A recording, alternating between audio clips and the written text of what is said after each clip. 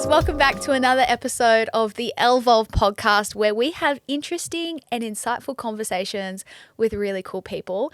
And today I have a really cool person sitting opposite me. This is Deano, and we're going to have a really cool chat about so many different things. We're really going to see where this conversation takes us, and we're going to tap into things like mindset, the ego, personal evolution, just the way that we as humans evolve as we get older and what that looks like in life. Deano. Hey, Ali. How are you? Thanks for coming. Good to be here. Didn't have to travel far. It was actually super convenient for me. So Dean actually owns The Nest, which is where we're recording out of and where I've recorded out of in the past when we did the Reclaiming Love podcast. So it was really, really cool to be able to bring Dean in to his own studio.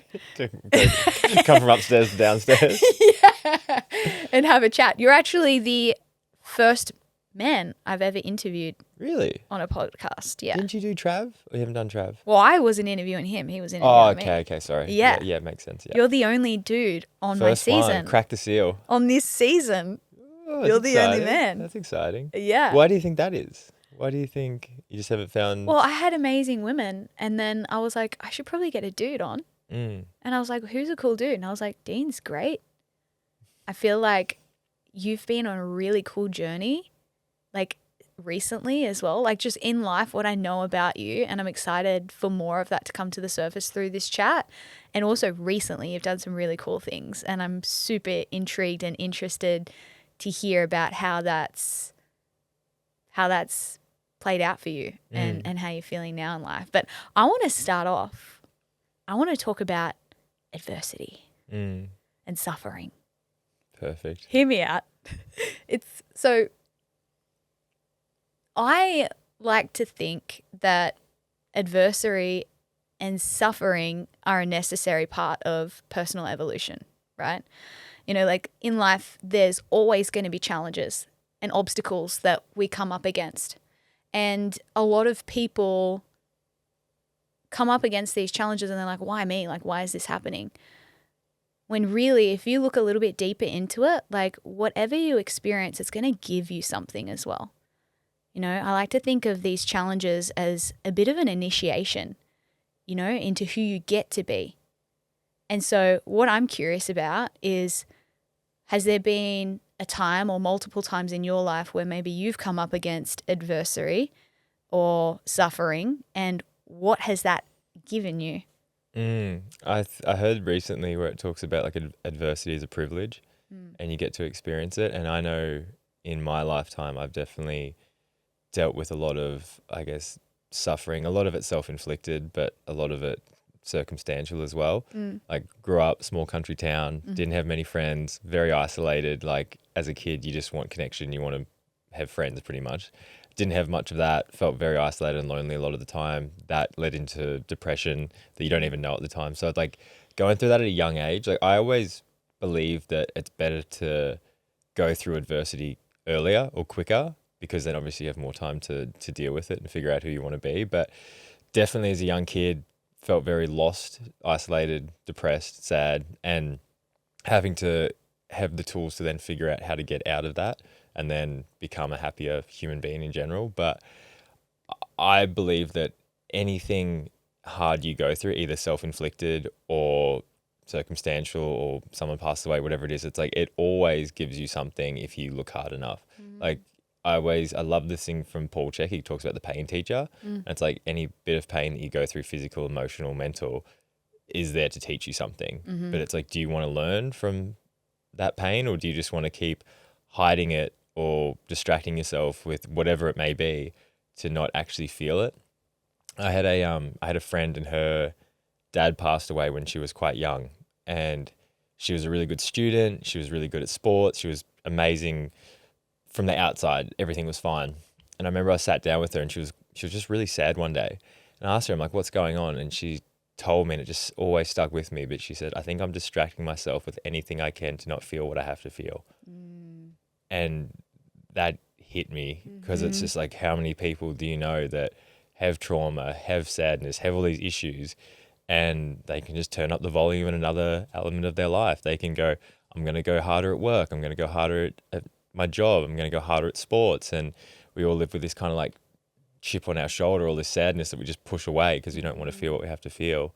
And I think once you can actually head into trauma or hardship or sadness head first, like feel all of it, like cry, let it out, do whatever you need to do. But like, if you store that in your body, you'll create like cancers, disease, you'll wreck relationships, you will become this tornado that will just ruin your own life, really. So I believe now it's like if you have something in your life that doesn't feel right or doesn't align with you properly, like literally do everything you can to try and solve that problem so it stops coming up in other. It's like the whack-a-mole thing. It's like you try and push it down, another one pops up. Oh my gosh, that's such a good Yeah, analogy. so it's like, okay, well, I'm going to push that down, and okay, now my relationship's failing. Oh, I'm going to do this, and then that. And it's just like you've got to sort whatever it is out, and then deal with everything at once. And it's going to suck. Like it's really going to suck. Like it's not going to be a walk in the park. But it's like, would you rather your whole life riddled with negativity, or would you rather this little snippet right now to be really hard and then the rest to be good? So many interesting things you said in that I want to dive into.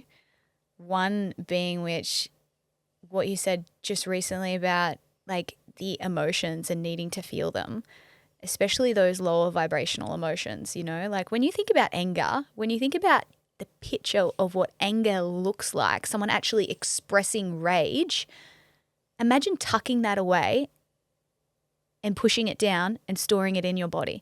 That's energy is going to do something because emotions are just energy. And so it's like, am I going to hold on to that lower frequency emotion, store it in my body and allow it to fester and turn into something like chronic pain, disease, illness, cancer, like you said? You know, when you put it like that, when you kind of visualize what an emotion looks like when it's being expressed, and imagine just being like, let's just put that in my body. Like, just hold on to that. Yeah, what's that going to do? Nothing good, right? And what do you think it is that people, like why people don't feel that it's okay to feel their emotions? Well, like I said, it's not a good feeling. Like it's you're literally telling yourself that I'm going to suffer, like even more so than I already am. It's like I'm going to have to feel stuff I don't want to feel. It's like we're saying the same reason why people don't exercise. It's like it's uncomfortable. It's uncomfortable. Yeah. That's so it. You're going head first in like uncomfort. And I think literally in the world right now, comfort's probably killing more people than anything else. Like people that are lazy, people that don't want to exercise, people that don't want to go out and actually push themselves or feel emotions. Like it's this idea of comfort is slowly killing you throughout your entire life. So it's like, I think it's just the whole idea of avoiding pain to then prolong pain almost. So it's like if you feel it now, feel it properly, you're going to lose it. But if you don't go into it, it's like, again, it's like, do you want prolonged pain or do you want severe pain in a moment that then you can obviously try and deal with either your friends, family, or a therapist, or just yourself in general, or prolong it for your whole life? And it's like, I'd rather feel it now, understand it, and then go through life way more clear-headed. Do you know what's interesting? And I'm curious about your experience with this as well. When I reflect on my experience with feeling emotions, especially those lower frequency ones that are, you know, a little bit more uncomfortable to feel, I used to avoid them at all costs. You know, I used to tuck them away, I used to numb myself, drugs, alcohol, sex, food, training, whatever I could do to distract and avoid, right? I had to learn that it was actually okay to feel them. And as I became more familiar with that uncomfortable feeling, I recognized that I was safe in it. And I was like, oh, hang on, this isn't that bad. I can feel this. And then through different experiences like breath work, where I've actually been able to tap into like full expression, like the roar of a friggin' dragon kind of rage coming out of me, I learned that I really love that feeling. It feels really empowering to actually fully express and let out and not hold back. Because even when you see some people cry, it's like they're like this, and they're like trying to holding it in. They're kind of holding it while it's just trying to come out, but they're like, no, I can't let it all the way out. Yeah. And when you actually go there and you just feel it and you feel it fully, it's over like that. And then you're like, oh, I feel way better now. And I've actually learned to love the feeling now. Because it's not, I feel like it doesn't feel as heavy once you actually let it come. But if you're just letting it kind of teeter on the surface and it's just like building, it wants to come out, but you're holding it there, that feels intense. Whereas if you just let it come and go, like what's coming is going, you let it go, then it's like, oh, well, it's you. Immediate relief. It's you. Like, that's you in that moment is what you feel. And I think we all get conditioned to be normal or be okay or be fine. And everyone's like, be your authentic self. And I'm like, you could be fucking upset in that moment. That's authentic. Be upset. Yeah. It's like we're all so okay at saying we're okay when we're not. Yep. And I think it's, if someone asks you, is like, are you okay? And you actually say no. Like, how often is when you meet someone you haven't seen for a while, hey, going, oh yeah, good. Oh yeah, fine. And no one says, and it's funny when sometimes you say, oh, I've been better. And they're like, they kind of get taken back by it because it's not the instinct they're used to. And then if it's a friend, you'd hope they dive into it a little bit. But everyone likes to put up a facade of everything's fine, everything's okay, even when they're not. So I think like what you're saying, and I've done the same with breathwork, seems to unlock it for me as well, where it kind of goes into emotions that sometimes I don't even think you know are there. Yes. And it brings them up and makes you feel them and understand them better. And I've got so much clarity through breath work. Like I was in a relationship, we'd broken up, I was holding on, wanted it to work, was trying to fix it. Like, what could I have done differently? How do I make it, like, try this stressed, angry, sad, all the emotions that tie into a relationship that's ending. And I did breath work actually, where I was at a party. And I got all my friends. Slay, what kind of party is this? It was here. So it was like, here, the Nest does breathwork parties? Yeah, all right. So we were with like 7 of my friends, and we were upstairs, and I was like, can we all do breathwork? And we're all on a bit of a level, and we did 5 rounds like the Wim Hof breathwork. Oh, cool. Yeah. And on the 5th breath, I completely, like, it's the deepest I've probably gone in a breathwork session, where I completely shut off from everything. And like when I just every negative thought, every negative emotion, everything completely left my body, and I felt like myself again, came back and completely detached myself from that person in terms of like anger, jealousy, all those, and no like ill feelings towards them whatsoever anymore. But I was just me again. You were just able to like come to this era of completion. You're like, I'm complete now. It was the biggest transition from a negative state to a positive state I've ever had in just my like the most radical, like boom, done. I was like upset, angry, jealous, sad, to then happy, myself, love, like everything, just That's everything mint. in a total of probably about 15 minutes. That's epic. And to try and, yeah, like I recommend doing breath work to anyone that has probably got stored emotions or something they need. They might not even know what's there that they need to unlock until you do it. And you are constantly, you have your breath at any moment. It's like when someone asks you, it's like, well, I don't have money, I don't have this, I can't see a therapist. I'm like, breathe. And like with intention behind it will help you more than you probably would even know. So yeah, I'm a big advocate for breath work and what it can do to you. It's interesting when you speak about people saying like, oh, I don't have money, I can't afford that. And it's like, well, look at your life and look at where you are investing your money. Are you going out on the weekend? Are you buying bags? Are you drinking? What kind of food are you eating? Yeah, like do you have a bit of a shopping addiction that maybe you don't realize is a problem? It's like, where can you actually redirect some of those resources and compile it into this space where it's like, this is for me. This is for me to invest in myself. Yeah, to learn some tools and resources that actually support me in life. Because man, like there was a point in my life where I was spending my money on all the wrong things. I was earning the most I'd ever earned and I had nothing. Yeah. Because I was just spending it on shit, which is wild, right? What's the biggest thing you think you were spending it on that was unnecessary at the time? Shopping and partying. Why do you think you were shopping so much? It was a tool that I would use to feel good. Dopamine. Yeah.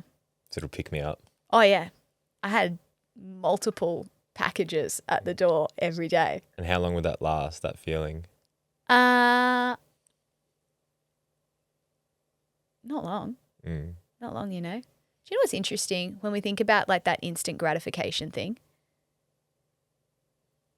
I've recently observed a way that we can get that even when doing like things that are really positive for ourselves. You know, it's like in that moment when you want to do the thing that you know you shouldn't do, that's not good for you. So let's just say it's like text the ex or go have a drink, go out with your friends, you know, with the intent to party. And you choose, or maybe it's something like, okay, I'm feeling dysregulated. Fuck it. I'm just going to eat a block of chocolate and watch Netflix. Yeah, it's, you know, that's like that instant gratification thing. Yeah, it's like, oh, I feel better when I do this. And it's like, what if you didn't do that? What if you made another choice that was more loving and more nourishing for your mind, your body, and your spirit? You're going to get that instant gratification from making that choice too, you know? Like, you're going to feel really fucking proud of yourself by being like, I could have laid on the lounge. I could have gotten out the packet of Tim Tams and absolutely demolished it. I could have jumped on Hinge and just spent, you know, the next 30 minutes getting validation from my sexy pics that I've put up there. I could have done that. And I chose something different. And I chose something that is way more loving and way more supportive for myself. That's going to beat that feeling of instant gratification from that really loving choice. That's going to beat the feeling of the other option of instant gratification, you know, because it's backed with this like, I love myself. I did the right thing. Yes. I know exactly what you're talking about. I had this concept that when I was competing that I would do, which you can do if you can create the idea of your perfect self or who you want to be, and then everything you do, you have to question, would they do it? Like, I used to always think, what would the world champion do? Because I want to be a world champion mountain biker. I love where you're going with this. And I would always have this, it was literally a yes or no question. I was like, would the world champion eat that chocolate?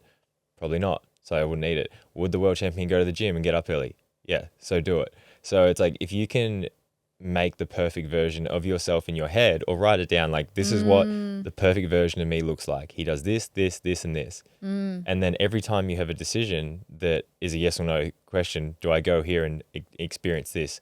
Would that perfect version of myself do that? Yeah, he would. Then you do it. And if he doesn't, then you don't. And it literally becomes this yes and no checklist that you have to go through.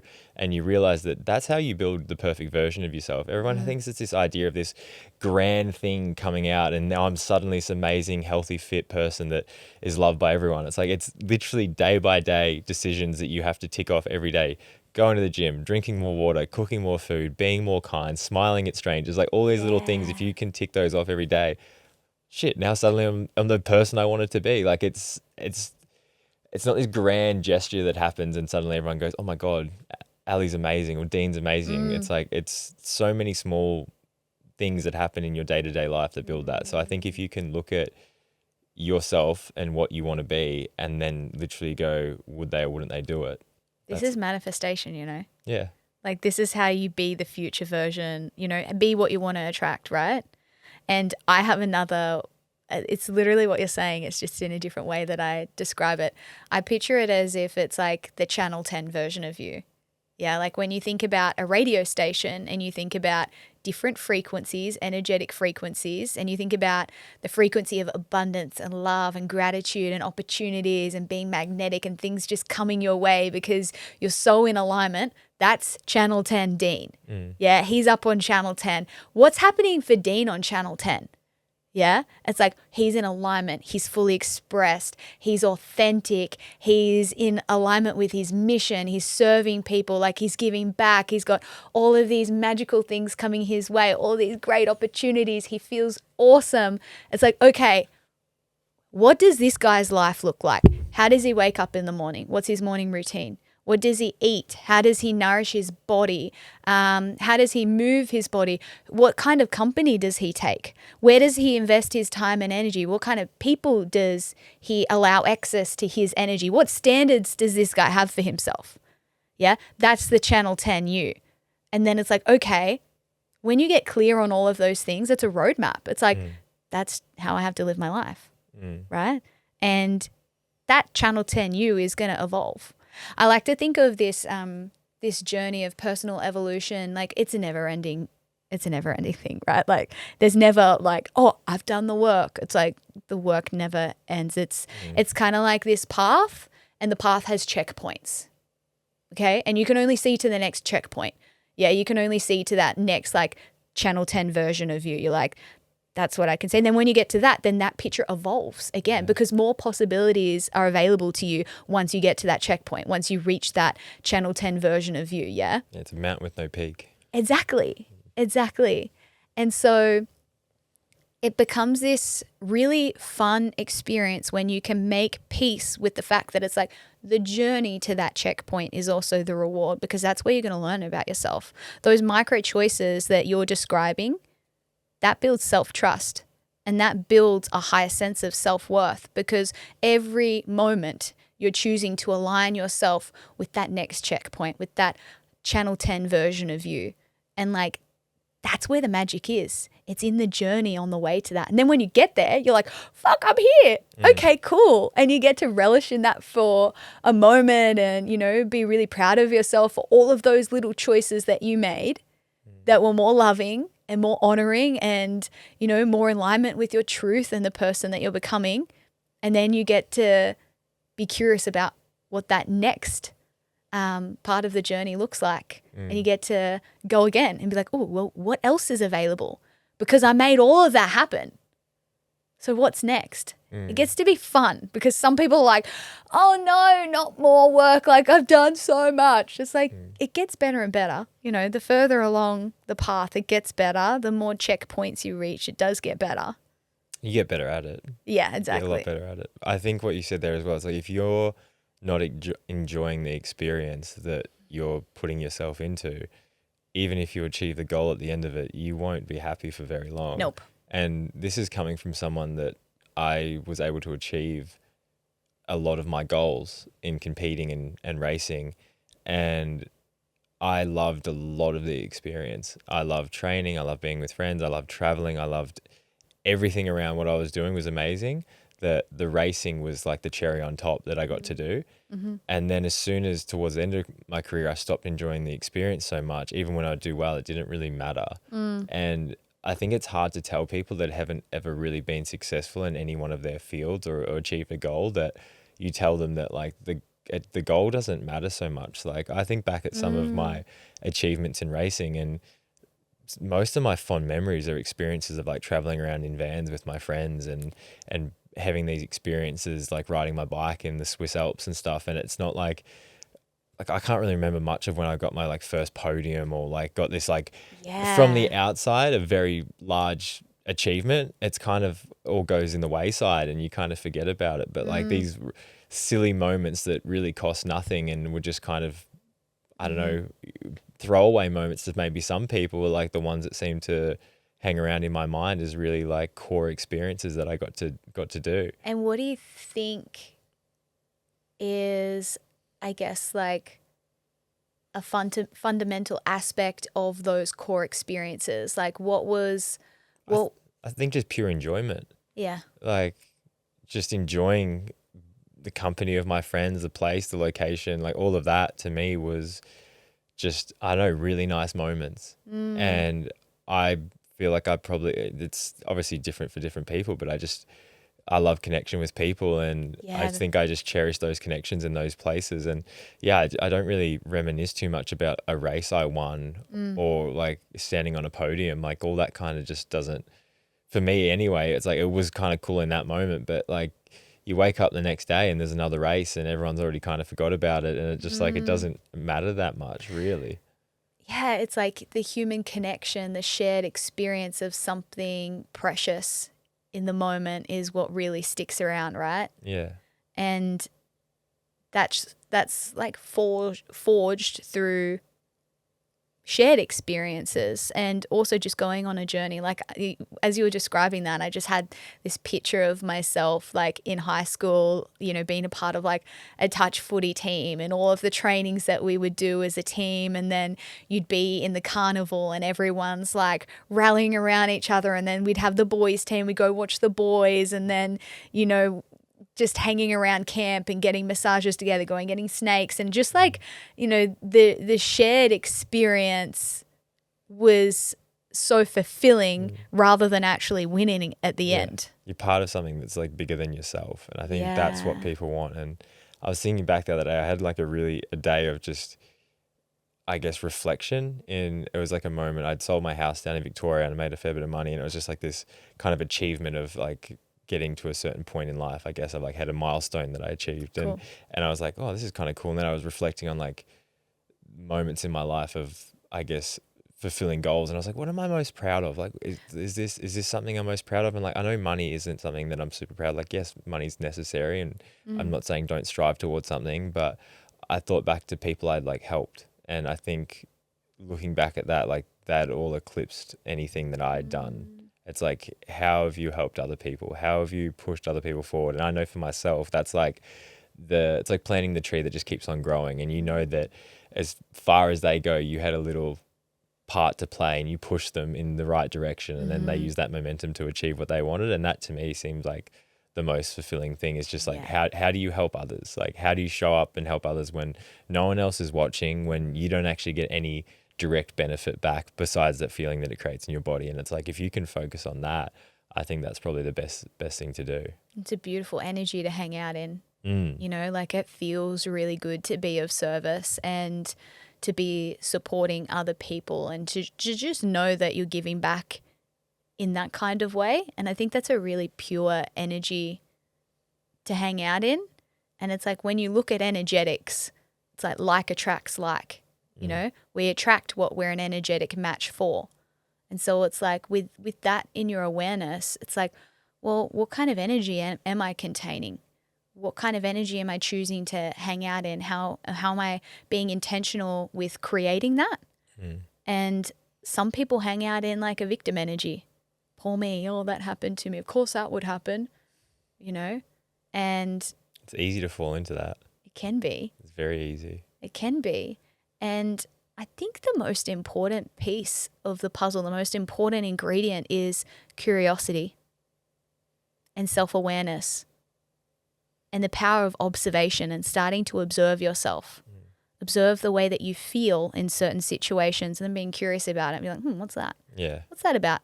Yeah. Observing your thoughts, your judgments, your criticisms, and being curious about that. It's like bringing these ingredients together. Like, this is the start of people raising their self-awareness and being able to then choose with intention how they want to respond to situations. This is how you become a co-creator with the universe. This is how you get to actually determine what your reality looks like.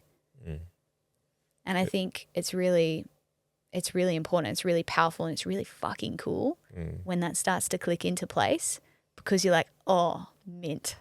Cooper Chapman. Yeah. So here's the thing. It's like, be curious, not furious. Yeah. And I think I love that. I think what you said there is, just think about when you get angry at something, just ask yourself why. Like, have that reaction of, next time you get someone cuts you off in traffic, someone does something to upset you, parents say, whatever it may be, like, have that second to feel the anger, and then ask yourself why. And then you can do that with anything. I'm angry, I'm sad, I'm frustrated, I'm triggered. Why? And like, that's like you said, then you fall into this loop of like, why does this have so much power over me? Why does someone cutting in front of me, not indicating, make me so angry and put so many negative emotions into my body? Like, why does that do that? And only you really know why. And I think, like you said, once you start unpacking all of these different interactions, I guess, you have in your life, and then trying to understand the reasons why you are triggered by these things, why you are so annoyed by this, why you are so upset by that, and you go, I don't need to be, I don't have to be. Like, I really think that people take a lot of power out of themselves and give it to situations, other people, relationships, their parents, and go, of course I'm going to be angry, they did this. Yes. And it's like, why are you giving them all your power? Why are you giving them all your emotions? You don't actually even like that person, yet you can't stop talking about them. You can't stop gossiping about them. All you say is how much you don't like them. But I'm like, cut them out. Stop it. It's like you're recycling the same shit and then going, oh, it's the worst thing ever. I'm like, you don't understand that you're the one that's feeding yourself negativity and keep going in this like spiral. And then not only are you dealing with it now you're putting it to your friends or whoever else you're talking to it with or sharing on the internet, whatever it is. And I'm like, you just keep growing this thing bigger and bigger and bigger and then complaining about it even existing. Yeah. It's crazy, isn't it? It comes down to where you choose to focus and where you choose to put your energy. You know, you're going to find problems anywhere if you're looking for them. You know, literally, you will. And it's funny, like I had my first in-person event on Saturday in the Gold Coast here. And everything about the morning was perfect. You know, location great, weather amazing, food looked unreal, flowers gorgeous. Everything was really, really great except for the construction site right next door. And it was so loud. It was really, really loud, like to the point where I was like, fuck, you can't even hear the ambient background music I've got playing. I had to really project my voice. I was like, oh, what's going to happen with this? And I could have made that a problem. I could have really let that spin me into a spiral and just really throw me off kilter. And I had a choice, like in that moment. I was like, am I going to be the victim of this? Am I going to let everything that's happening that's outside of my control, am I going to let that affect me and affect this morning and this event that I'm about to run? I was like, no, I'm just going to embrace this. I'm going to use it and integrate it into my morning, into the teachings. And something that I love to say to people and like my clients that I work with, it's only a problem if you make it one, right? And I was speaking to the ladies about it in the workshop, and I was like, this is only a problem if I make it one. I could let it throw me off and, you know, I could keep, you know, referring to it, get into this spiral of why me? Like, of course this would happen. It's going to ruin the morning. Everyone's going to have a shit morning. Or I could just embrace it and get on with what I need to get on with. And I said to the girls, I was like, I've got more important things to do here with all of you this morning than to let this get to me. And if anything, it's giving me an opportunity to really find my center, to really ground myself, to find calm in the chaos that is everywhere, and to be able to continue to direct and hold the energy of this morning in the way that I desire. And that's exactly what I did.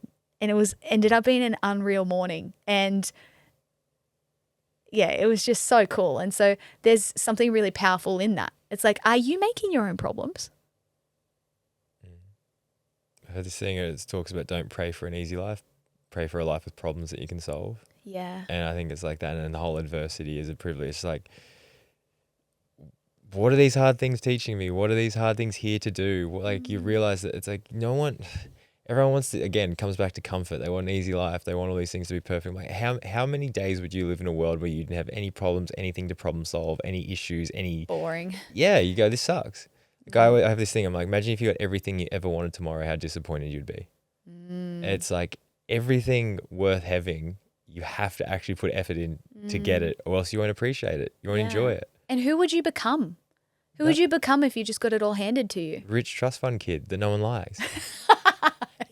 That goes skiing and complains and is mean to the staff. Like that's the reality of life. It's like these people that you get everything. It's like they're not the kind of people that I want to surround myself with. Like I'm extremely attracted to people that have suffered and gone through horrible things and become better people because of it. You can see them that they're just. You'll see most of the happiest people, most of the people that make you laugh all the time, that check in on you, that are always there, like they're the ones that have gone through things. Like it's a lot of the time those people, it's like they always care about others and they're trying to make others feel better because they know what it's like not to feel good. So I think those people, it's like you need to check on them as well. The people that are always there or they're always making you feel good because no one asks the funny guy how he's going because he's the funny guy and he's always there to help others. And Yeah. it's like a mask that you can put on to hide from what you really need to hide from. You know, when you say you can distract people from things, or you can distract yourself. Like a perfect example is Robin Williams, and no one thought he was going to commit suicide, but it's like he was hiding in a mask of his own issues that obviously people didn't see, because he's Robin Williams. yeah, Yeah. he's fun. He's a funny guy. No one checks on the funny guy because he's being funny. So I think, yeah, I think that if you're a person that has gone through something that has been extremely challenging, you find the tools and you understand like the spectrum of emotion can go either way. And I think you appreciate the good feelings and you really enjoy them, and you try and spread that as much as possible because you know what the other side looks like. Oh yeah. It's funny, like those moments that we find ourselves in throughout life that are tough and low and heavy and, you know, suffering and adversity. It's like they're a beautiful reminder of how sweet and incredible life can be, even just when things are normal and just going smoothly, right? It's always a good little reference point the universe gives us when we have those moments to be like, hey, it's like when you have a blocked nose and you're like, oh my God, it's going to be so good when I can breathe through my nose again. I'm never going to take this for granted again. And then you're breathing through your nose and you're like, yes, that's the best. Yeah. It's the same thing with like. Yeah, it's almost like a centering thing that you can pull yourself back to. Yeah. Yeah, I have that a lot with like that. I had an accident where I had a spinal cord injury, and I for a brief moment I didn't think I was going to ever walk again. And with that, it's like I know I can always have a bad day and go, you can walk. Yep. You got a second chance. You're like that. That could have gone so much worse, and it always pulls me out of whatever funk I'm in, because it's just like you're so fine.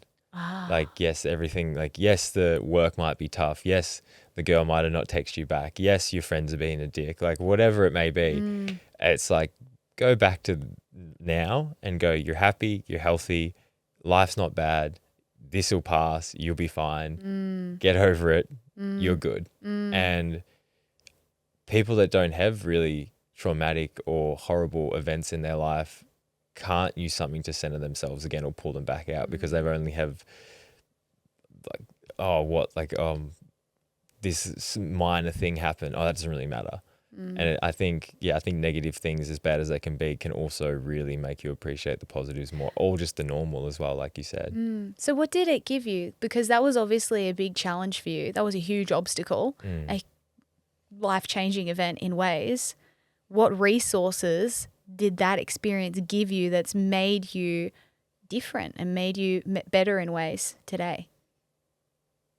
It's kind of hard. I felt like going into it, I was a pretty self-aware, aligned person on a lot of fronts, but I think just the feeling like I got a second chance. Like really, like I try not to reminisce too much about it and fall too much into it, because it was such a horrible feeling. But like laying on the ground, not having any feeling from your neck down, and knowing this, like how severe these injuries can be, and thinking you just broke your neck, and knowing I've got family members that are quadriplegics, and it's always like it wouldn't happen to me mentality we have, and being on the ground thinking, my life is completely different. I didn't think like I'm never going to be able to travel again. I'll probably have to get a carer. My mum would probably have to look after me. All of these emotions flooding through my body, and then now to be here and have some minor issues, but realistically completely fine, is literally the definition of you got a second chance. Like don't waste it. Like don't waste what you've got now, because so many people are in a completely different situation where their life has changed in a negative way. And I know even my cousin who's a quadriplegic, like he does talks, he's really quite a positive, amazing person, but I know that like there would still be massively challenging days being in that situation. And like that brief 20 minutes on the ground, I thought that was going to be my new reality, and I'm so grateful and happy that it's not. And I think it's just realizing that your whole life can change at any moment. And the idea of saying that you'll do something one day is just code for never. And if you're not doing it now, then really why? Like tomorrow you could get hit by a car. Tomorrow something terrible could happen. You could be in a car accident. Like you never know.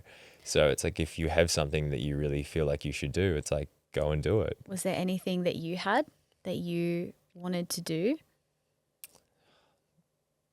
that was sparked or birthed after that event? Well, it was funny. I announced my retirement the week prior. So I think that part of the thing was I wanted to retire. Like I wanted to get out of the sport I was doing. Oh, shit. And the big takeaway was if you're in something that your heart's not fully in, whether it's a job, a passion, relationship, whatever it may be, like it has a danger attached to it. Mine just came in the way of an injury through a crash. But people in relationships, if you're in something your heart's not in it, you're hurting people, you're hurting yourself. Yeah. If you're in a job, you're wasting time, you're wasting money, you're wasting resources. Like everything has danger in it once you've emotionally checked out to something. And mine kind of hit me in the face. Again, it comes back to the pain teacher. Like, what is this teaching you? Why did this happen? It's like you weren't in it.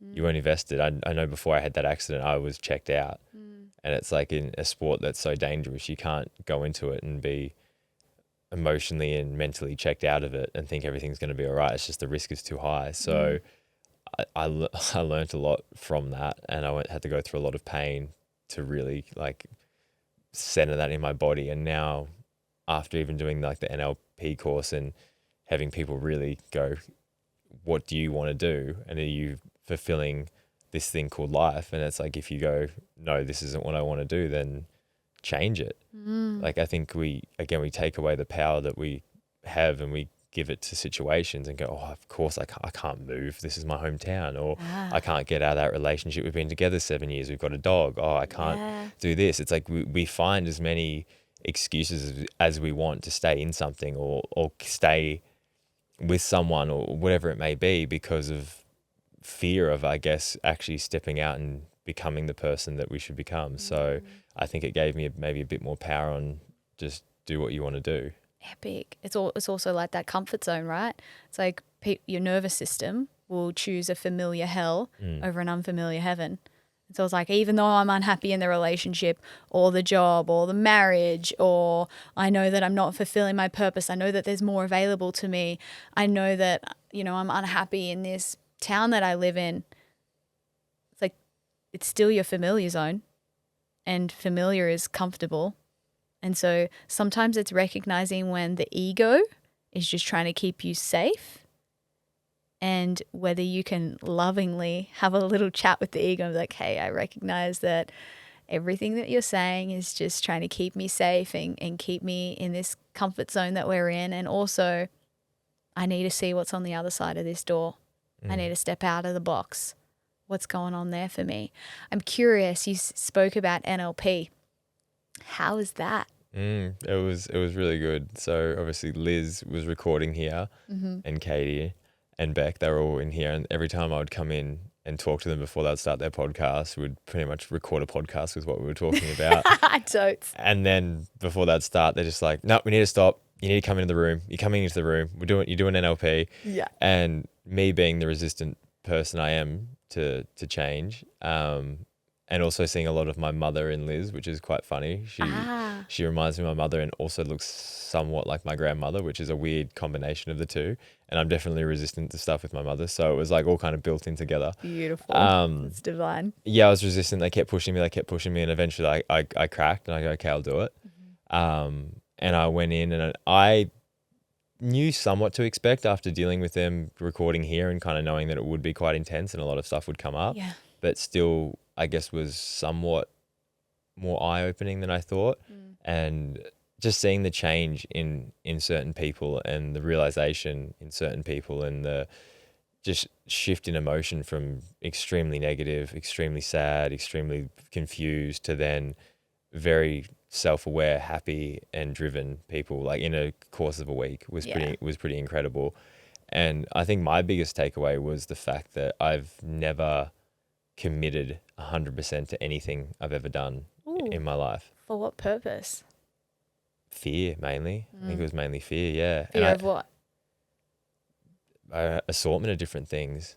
depending on what it was, like fear of failure, fear of rejection, fear of heartache, fear of like whatever it may be, in relationships, family, jobs. And I think I would always tie up in the whole idea of, oh, I've got freedom though. I can do anything and I can do this. And it's this, you can paint a picture however you like to make it sound better. But at the end of the day, it's just like you're just half-assing your life and then wrapping it in a nice gift wrap and saying, oh, but it looks cool. Yeah.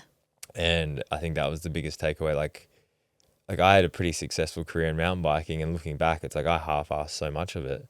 I didn't fully commit to so many things. And I guess it was, fear of like people talk about like everyone has fear of failure, but there's a fear of Success. like, what if I succeed and I can't handle what I've just done? What if I can't handle the criticism? What if I can't handle the fame? What if I can't handle the people, the negative, like Fear of being seen. seen? Yeah.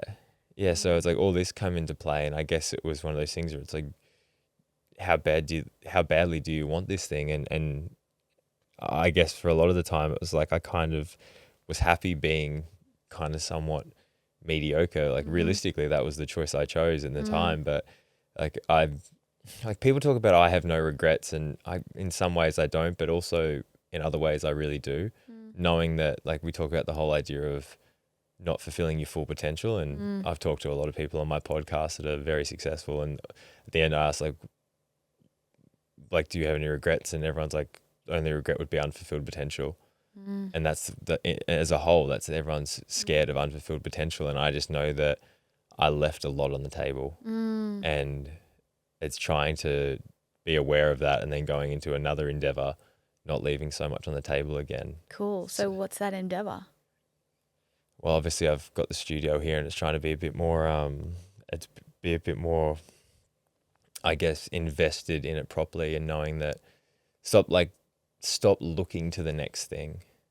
I think that's probably an issue I have sometimes, is I get carried away with the next thing and I get lost in right now.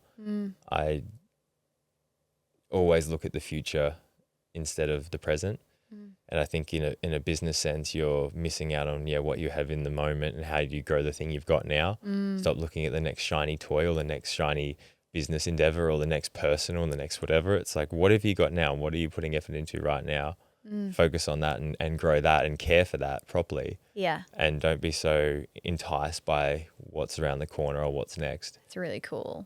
Like when you think about it, as you were saying that, I was just visualizing like energy, and it's like you've got this baby here, right? Your business. And it's like you've invested a certain amount of energy into it, and it's gotten to a certain amount of success. And then it's like, okay, cool, that's doing well. And then there's all of these other like shiny carrots.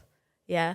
Oh, the women, or the party, or maybe I could do this other business, or maybe I could do this, or go and do this travel thing, or whatever.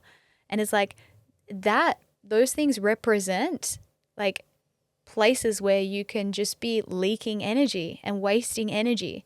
And it's like, what would happen if all of that energy was directed back into the business? Like, what would happen Even then yourself. for the business? Yeah, yourself. Yeah. Absolutely.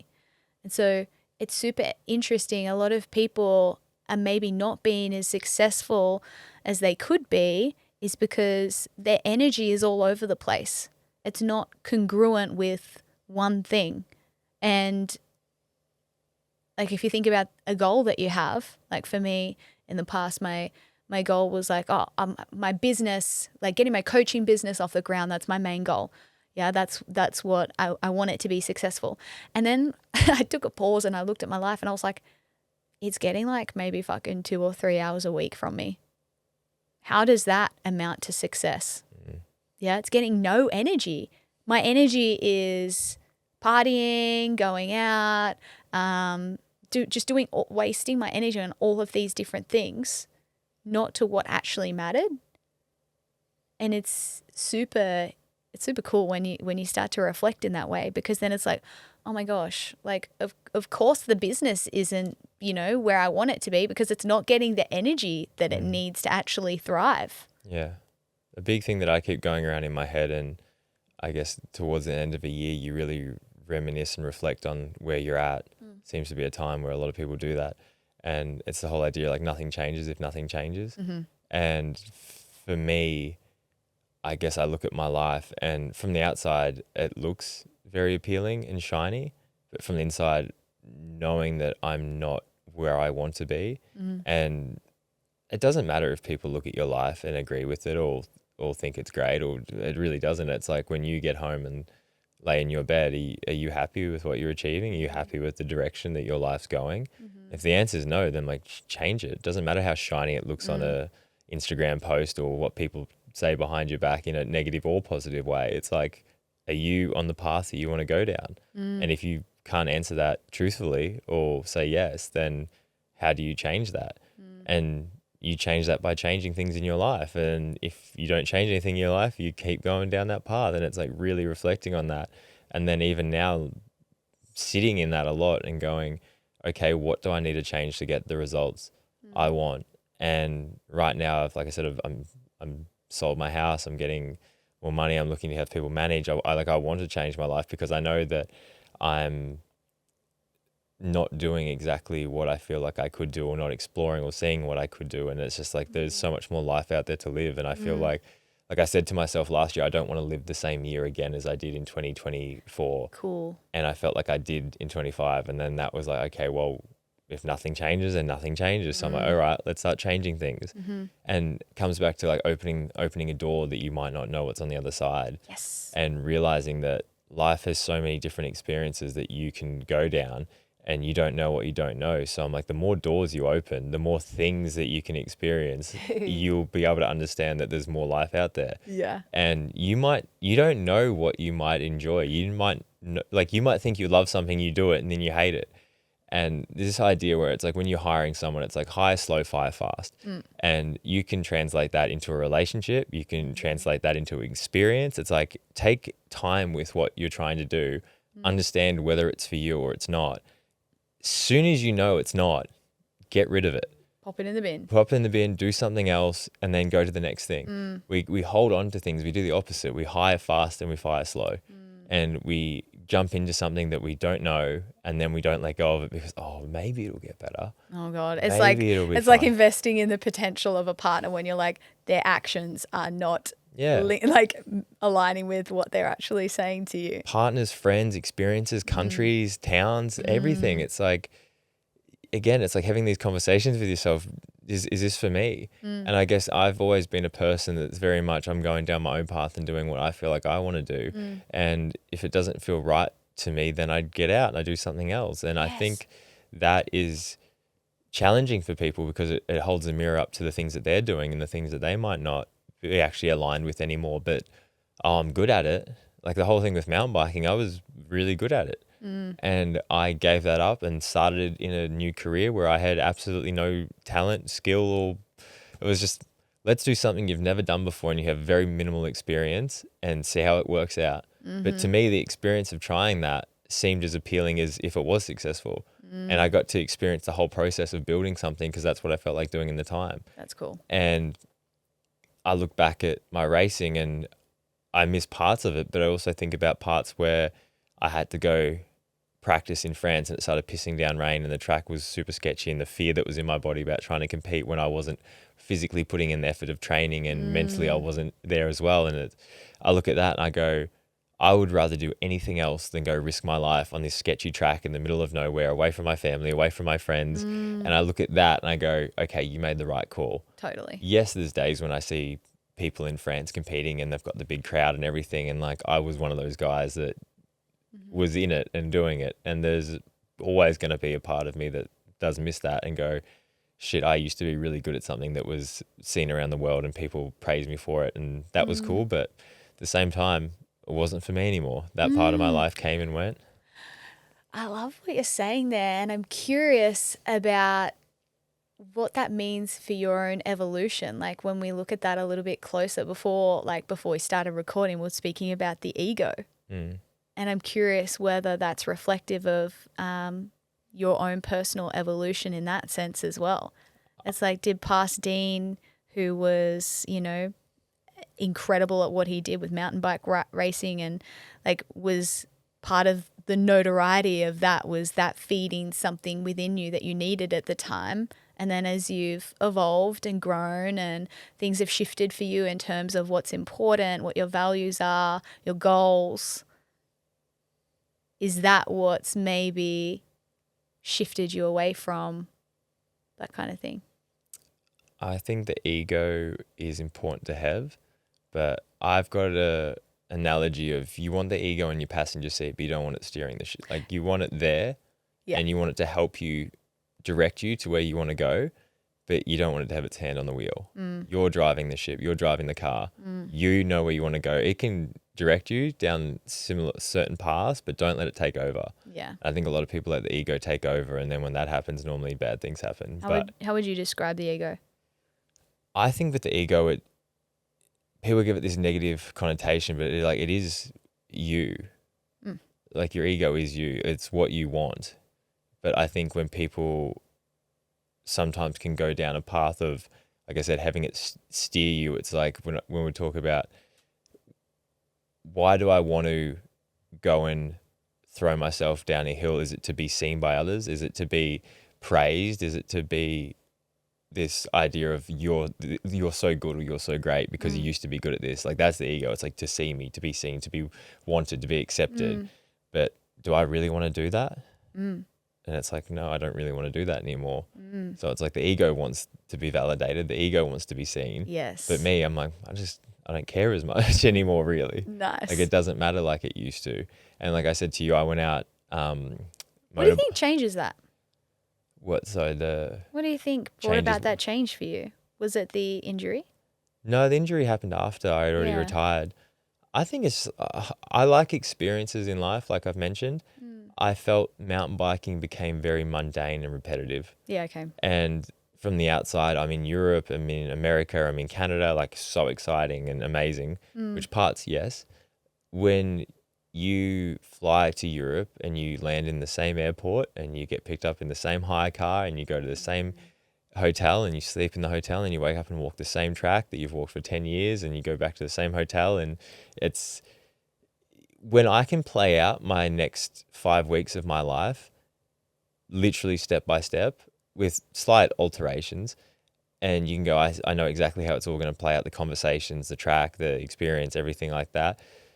To me, that doesn't feel as much like living like a life with new experiences. Like it just seems, and for anyone listening to this, I probably go, you're ungrateful for being able to live that. Like I'd die and love to live that, but it's like at a point a job becomes a job. The only thing, mine was very risky and injuries were a real big part of it. So to anyone thinking, oh, you should be more grateful that you got to do that, like I'm super grateful for the fact I just didn't want to do it anymore. Sounds like you just reached an era of completion. You're like, I've like that season of my life is complete and now there's more available to me, and you didn't necessarily know exactly what that looked like yet, except you could just feel within yourself that it was like, this is done. So I'm curious, what season are you in now? I want to explore, to be honest. Yeah, what kind of explore? Just see the world. Yeah. I see the world without a job attached to it, and see what that feels like. Like I want to help people eventually in some capacity, whether it be in a coaching capacity. I know that's something that I've really been drawn towards a lot of time, but I think right now it's like I'd just love to go see the world and see my friends, connect with them, and just have some experiences like that. I feel like I went to school, finished, and just started competing, and like yes, there was traveling attached to the competing, so that was there. But then since finishing that, starting a small business and being very locked into this, and it's just like I said, life's short and you only get one go at it. So if I've got money together and some free time, like I want to go and explore things I haven't seen before. That would be the biggest thing. You should come visit me in Costa Rica. I'd love to. I'd love to go to new places I haven't been before. You haven't been to Costa Rica? No, never. Oh my God.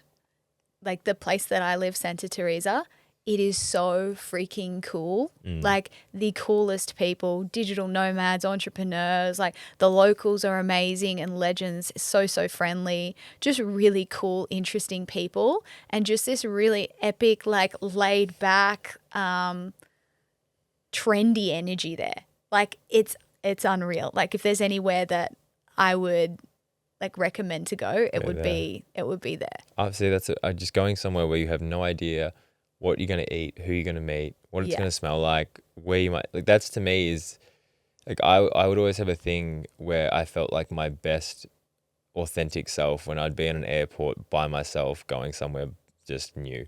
Yeah. Like there's something about that feeling of being in another foreign country by myself with a plane ticket. Like something about that was just like, this is, Yeah, that's cool. yeah, I know. I feel just very calm in those moments. And it's just like, if, like I always feel like you should go towards the things that make you feel like your true self or feel like that real kind of core happiness. Yeah. Not like a dopamine hit, but just like at peace, like very Yes. settled. Yes. Very settled. So I feel like in those moments where I think people can feel chaotic in airports and stuff like that, I just feel very like home in a way, Nice. which is odd to be in an airport and feel like home.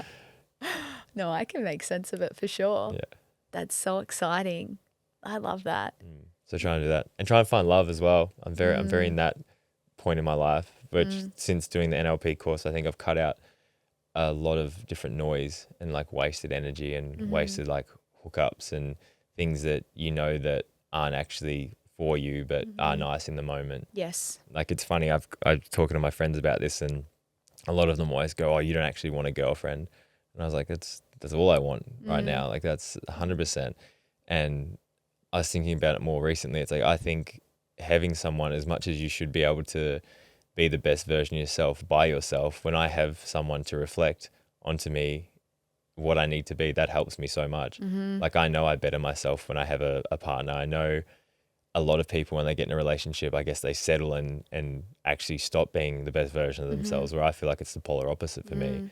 It's like if I find someone that's absolutely amazing in every way, like I want to keep them, so it's like I need to put in that more effort to keep them. Like I need to look after myself to reflect, and then that will hopefully reflect onto them as well, and they'll go, "Oh my God, Dean's showing up, Dean's going to the gym, he's being healthy, he's being happy, he's doing all these amazing things, I need to do that." And you should build each other up. So I know for me, yeah, I think to really get the most out of my life, I'm better with having a partner there. So that would be something in the future that I'm trying to put more energy and like active energy into creating, and not going just through the motions of like just having someone there just for the company kind of Yeah. sake of it. Yeah. it comes back to the high, slow, fire, fast kind of thing. And Yeah. if something doesn't feel right straight, and not even straight away, but you know when you're hanging out with someone, whether they're your person or not pretty Yes. quickly. Yeah. And I know in the past I would see past that and see a pretty face and a nice smile and go,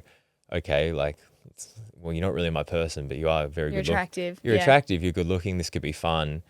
And you end up in a lot of hollow relationships where people get hurt because you're so fixated on that dopamine hit of being accepted by someone that's socially gorgeous or whatever it may be, and going, okay, I went down this path for the last month, 2 weeks, whatever it may be, knowing full well that there has an end date on it that is going to either hurt them or yourself. So it's just taking more care of myself and what I actually need, and not just going down a path of quick fixes to try and make yourself feel good in a moment. Yeah. So trying to actually build something and not rush it either.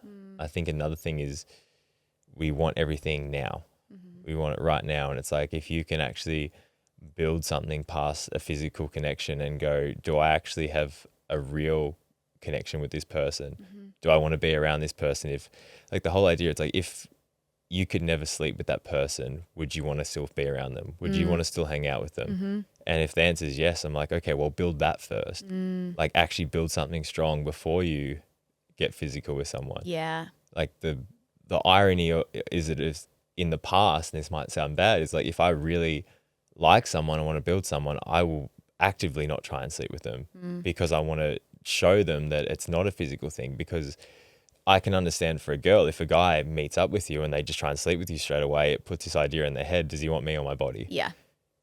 And if you cave and you do sleep with someone straight away, you can't undo that thought. As much as you might try. Like that's does he like me? Does he just want to keep sleeping with me? What is it? But if you go into a relationship with a girl, start seeing someone, and you just want to keep seeing them, but you don't, and obviously like you kiss them or whatever, it show that you're attracted to them. Yeah. But don't just try and sleep with them instantly. How long have you been in that kind of energy? I'm going to say on and off for like the last couple years for sure. It's one of those things that's like I I always go from like emotionally unavailable girls, knowing full well that it's like, I think I've got a thing of probably wrapped around a little bit of self-worth issues, and then also thinking that like if you go for someone that's emotionally unavailable, it's probably less likely you'll get hurt in the long run. Oh my God, dude, you're describing me. This is Yeah. literally what I used to do. But then it always happens anyway, so it's just, Is it's it a pointless. fear of commitment? Somewhat. Like I live a lifestyle where like I understand from the outside I would be hard to date in terms of like jealousy, and like I shoot models. I'm around girls constantly. Like I can see how it's not unrealistic for a girl to get jealous of seeing my lifestyle and what I do. And it's trying to find someone that understands the fact that like if I'm with you, and I'm 100% loyal to a person that I'm with. Just because I do photo shoots with models and there's girls that come through here and all of that, that doesn't change how I feel about you. But trying to convince someone of that can be challenging. It comes down to how secure someone feels within themselves. 100%, yeah. And that takes work as well. Like in the past, I certainly, like, I used to get caught up in comparison and jealousy and, yeah, all of that kind of thing. And now, like, developing a stronger resolve in myself and all of the work that I've put into myself in devotion of my own energy and personal evolution and just facing my shit over and over again, and like what that has done to my level of self-worth. I'm like, anyone that drops that, they're fucking dropping that. Like that's got nothing to do with me. And so, yeah, I think it's about just finding the right person that has enough resolve and a higher sense of self-worth. Like, and then they're going to be like, if I can trust myself, then I can trust this person in front of me. Yeah. And if you've given them no reason not to trust you, like I always say to people, if you don't trust the person, don't be with them or trust them.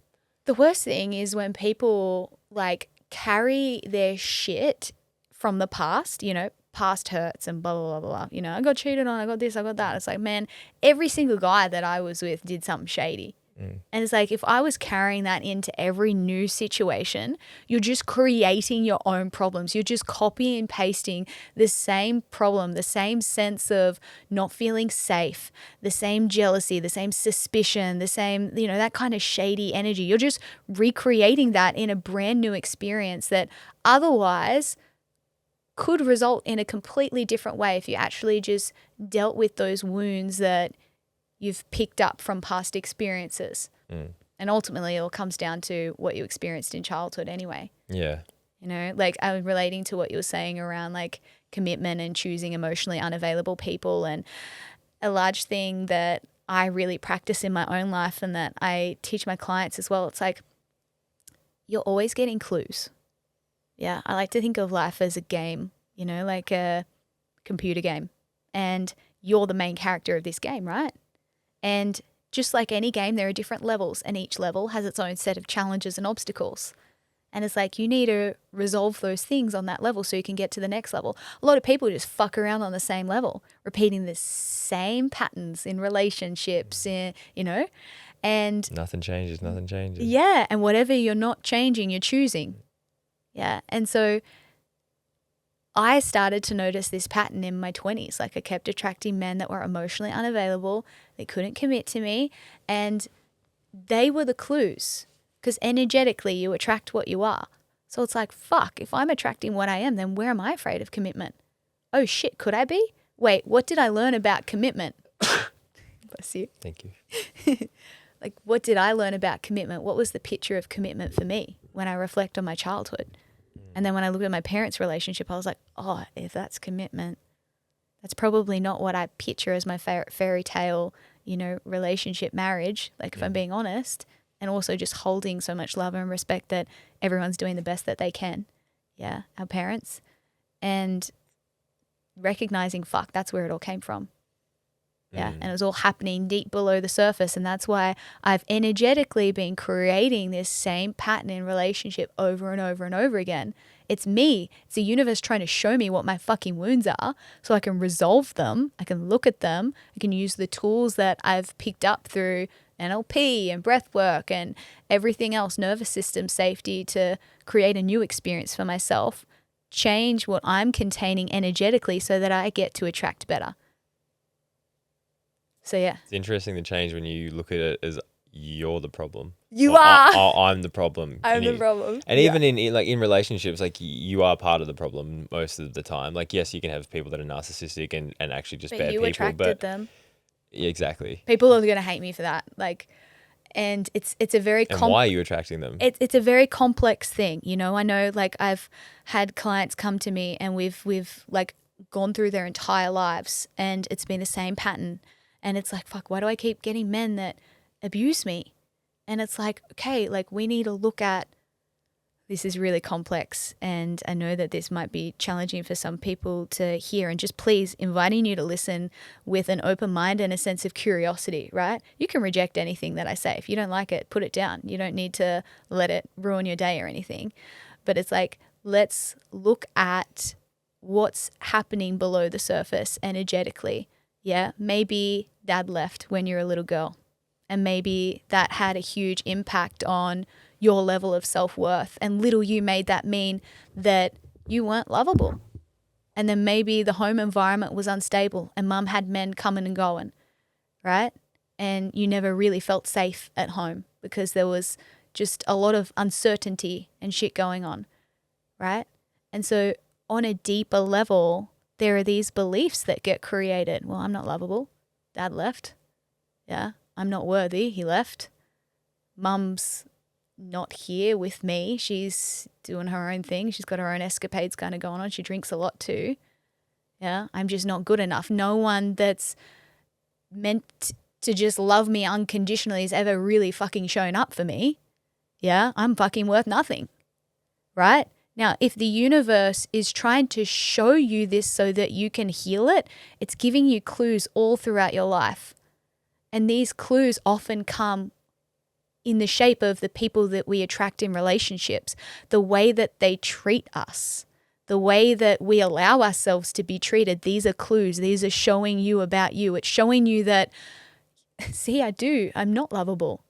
Like, I'm not good enough because this man's treating me so poorly, right? So in a sense, you created this situation energetically to show you what's happening.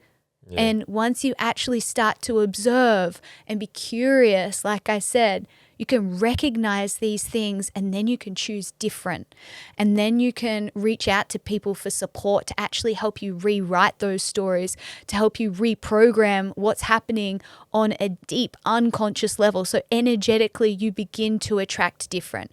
Because these beliefs of I'm not good enough, I'm not lovable, I'm not worthy, blah, blah, blah, whatever the story is, you can change them. Mm. It becomes familiar, and you just hold on to familiar. Exactly. We end up recreating, people that have abandonment wounds from their parents, they end up recreating the same abandonment wound in all of their relationships unconsciously. It's not like you're going out there and being like, hey, I'm going to choose this guy. He looks like he's going to abandon me. Perfect. That's going to fit the pattern. You're not consciously choosing it. It's an energetic thing. Yeah. Like, I didn't choose all of the fuckboys that were emotionally unavailable that couldn't commit to me consciously. I attracted them energetically because they were mirroring to me a story that I needed to recognize within myself so that I could then look at it and heal it. Because I can relate to the whole, I know who I attract these emotionally unavailable girls because I feel like I've got a lot of love to give, but I don't receive love very well. And I think it's attached to every time I've received love, then I attach that to like pain that comes quickly after that. So if you go for someone that's emotionally unavailable, you can give them all the love in the world. They don't reciprocate that much because they're not emotionally there and they have whatever else going on. So I'm like, this is perfect. I can give you all this love. You don't actually give it back, which is terrible really if you're trying to build a meaningful relationship. But if you're avoidant and scared of actually being loved because you've attached it so much to being hurt, it's great to a point until it always ends anyway, and then it's upsetting and you get hurt anyway. Yeah, right. It just prolongs that. So it's like becoming okay and accepting and talking around it. And I guess more what I want to do going forward is still have conversations with people you're seeing about like, hey, just so you know, I have had issues in the past like we all have. I want to be able to talk through it openly with you. I want you to know where I'm at. So this is what's happened. if I get strange, if I go quiet, if things happen, like please question it. Like I don't want to be these things, but I'm going to be realistic about it, and they could come up, and I don't want to make you feel uncomfortable. I just want you to ask the question if I'm feeling different, or like Yeah. let's just communicate and try and work through it the best we can instead of just going quiet and silent and just letting things fade into nothing because Yeah. you can't talk about it or you have an issue. And like you realize, like, man, one of the biggest things from NLP is you realize, like, everyone has horrible stories, everyone has terrible experiences, and your experience is only as bad as your experience. It's like you the worst thing in a relationship that's ever happened to is your worst thing. You can only deal with it with the tools you've got. So I think once you realize, everyone's got something bad going on, and get over it, because you're gonna hurt other people or harm your own life really going forward if you don't. It's seeing that and understanding that you can. I talked a lot with Liz about this, and it was like this challenging thing around compassion and empathy. And I feel like I'm a very empathetic person in people's situations, but the only problem about being empathetic is you get stuck in the mud with people and you take on too much of the emotion of a situation, which can bring you both down. And sometimes it's good to sit in the mud with people. Sometimes it's good to just feel someone's emotions, but you need to know when to get out. Yep. And being compassionate is caring for their situation, but also caring when you don't take it all on board and you can speak from a place of clarity and actually give them advice and help them out of it. Like clarity moves someone out of a traumatic experience a lot quicker than empathy. Empathy kind of, I guess, double down on what they're feeling, but it's nice to have someone there to feel it with them. But compassion gives them the tools to get out of it. Yeah. So seeing Liz deal with people's, like, someone might say, I had this massive issue in my life and it's terrible, and my dad died and then this happened and then I lost my job, and like, horrible. Okay, well then what'd you do? I did this. Why'd you do that? Oh, because of this. Okay, well, why didn't you do this? Giving them the tools to get out of that situation and get better and actually help them, where someone that might be empathetic, oh, that's terrible. Oh my God, I can't believe. Oh my gosh. You poor thing. Yeah. Like, that's not helping. No, that's not helping. That's like, okay, you feeling what I'm feeling. You're there with me. Where's the map to get home? Some people want that, and some people don't recognize that they want that. That's all they want. I've had clients in the past that have shared things with me, and I've given space for compassion always. And then I've observed, it's like some of them have maybe been like, why, like, why isn't she jumping in this with me?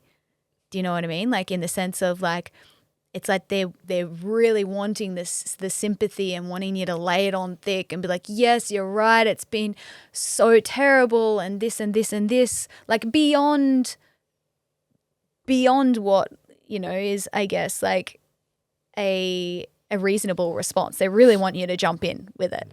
And it's like, that's not going to help you. That's not going to help you if I jump in and reinforce that, yes, you're the victim. You are the victim. It's all been horrible.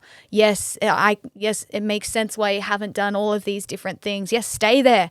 Stay there where you're at. It's like, I wouldn't be doing my job if I showed up in that kind of energy.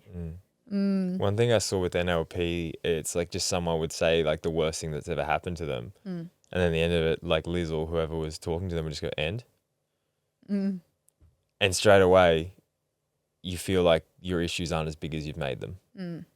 Because in your head, this is the worst thing ever. Yeah. Everyone's going to feel sorry for me. Everyone's going to come up and give me a pat on the back. And how did you get through that? And you go, and what else happened? That's it? And it's like, oh, shit. Yeah. And that response is intentional. 100%. To kind of like jolt you out of it a little bit. It's to diffuse it and you go, oh, yeah. It's like, oh, true. Shit. That is it? That's all that's happened to me? And it's not trying to compare to other people's situations that are worse, but just realizing it's like, we all have terrible things happen in relationships. We all have people pass away in our lives. It's like, it's a part of life. Bad things happen. But it's going, okay, bad things happen. What's the choice here? What's next? You're gonna fix it, or you're gonna sit in it? Yeah. How are you gonna sit in it for? It's up to you. Does it feel good sitting in it? Does it feel nice? No, it sucks here. Okay, cool. You don't have to stay there. We can get out of that. I can't think of the name of it, but I heard this thing and it talks about like in Japan when they'll make these pottery and sometimes, you know what I'm talking about? And when it breaks and they put it back together, but they put gold flakes in it. So the whole idea is it's more beautiful after it's been broken than when it's just made by itself. And I think it comes back to that. It's like the adversity and the hardships and all those things that happen, and saying like when you tell someone the hardest thing that has happened to you and someone goes, and did you a better person for it? Did you get tools out of it? Have you got your gold as part of your pottery now? Yeah. You go, yep. I'm like, okay. It's like what we're talking about at the start with adversity, right? It's like you're going to get something out of it. You will. It's allowed to suck in the moment. If you choose to get something out of it. If you choose to see it. Yeah. Yeah. It comes down to choice. Everything is choice. Like you get to choose how you respond to situations. You get to choose what you make things mean. You get to choose to see the positive in the sad pit of fire that you've just been through. You know, like you get to choose that. And that's a part of like being a conscious creator of your own reality. I want to take things back a little bit to when we were speaking about relationships. And I think this is a really beautiful thing to point out, because I think there needs to be more of this in the world. It's like two people consciously doing a relationship. And what you were describing about like speaking to your partner and being like, hey, these are some of my patterns. Like I want you to call me forward, like blah, blah, blah, blah. There's a beautiful opportunity for two people when they consciously show up in a relationship to help each other evolve. Again, this is the human experience. There are going to be highs and lows. There's challenges, there's obstacles. That's part of the game, right? When you meet someone that's willing to show up in the same energy of personal evolution, like if you meet someone in a partnership that's willing to do it with you and recognizes that it's like, we're going to show each other our shit and we have a choice here.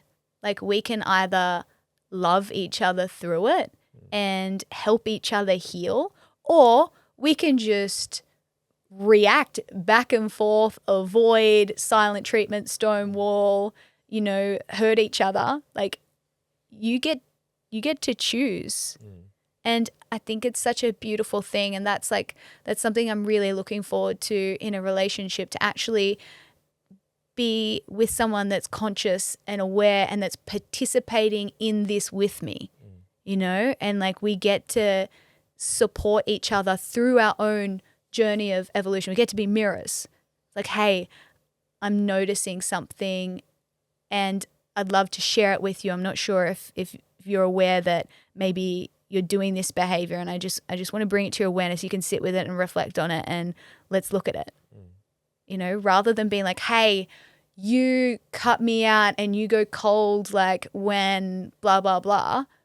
It's like, that's only going to create more separation. Be more curious about it. Yeah, be more curious and support each other through it. It gets to be a really beautiful and like sacred journey that you get to go on with someone when two people meet in that energy. Another thing, Dean, that's really cool, and I did this with a guy that I was dating in Costa Rica, and I've done it with some friends as well. And it's about like having a really frank and honest conversation about the intentions that you desire to bring to a connection. And it's almost like, imagine a container in the middle. And it's like, okay, this is the container of our relationship. What are we putting in it? Like, what are we choosing to put in it? And then you just go into this conversation and this dialogue of like, I'm choosing to put in respect, and I'm choosing to put in like judgment-free, like it being a judgment-free zone with us. I'm choosing to put in calling each other forward if we see the other being out of integrity or alignment with their values. I'm choosing to put in forgiveness. I'm choosing to put in, you can go on this really cool riff. And what that does is it creates so much safety, like within two people and the connection. It's like, we've just agreed to this. It's almost like this conversation is writing a contract, and you're like, all right, then that contract like magically transforms into this energetic blanket that goes over the two of you. And it's like, this is what we're existing in. You know, it's really, really powerful. It's a really cool thing.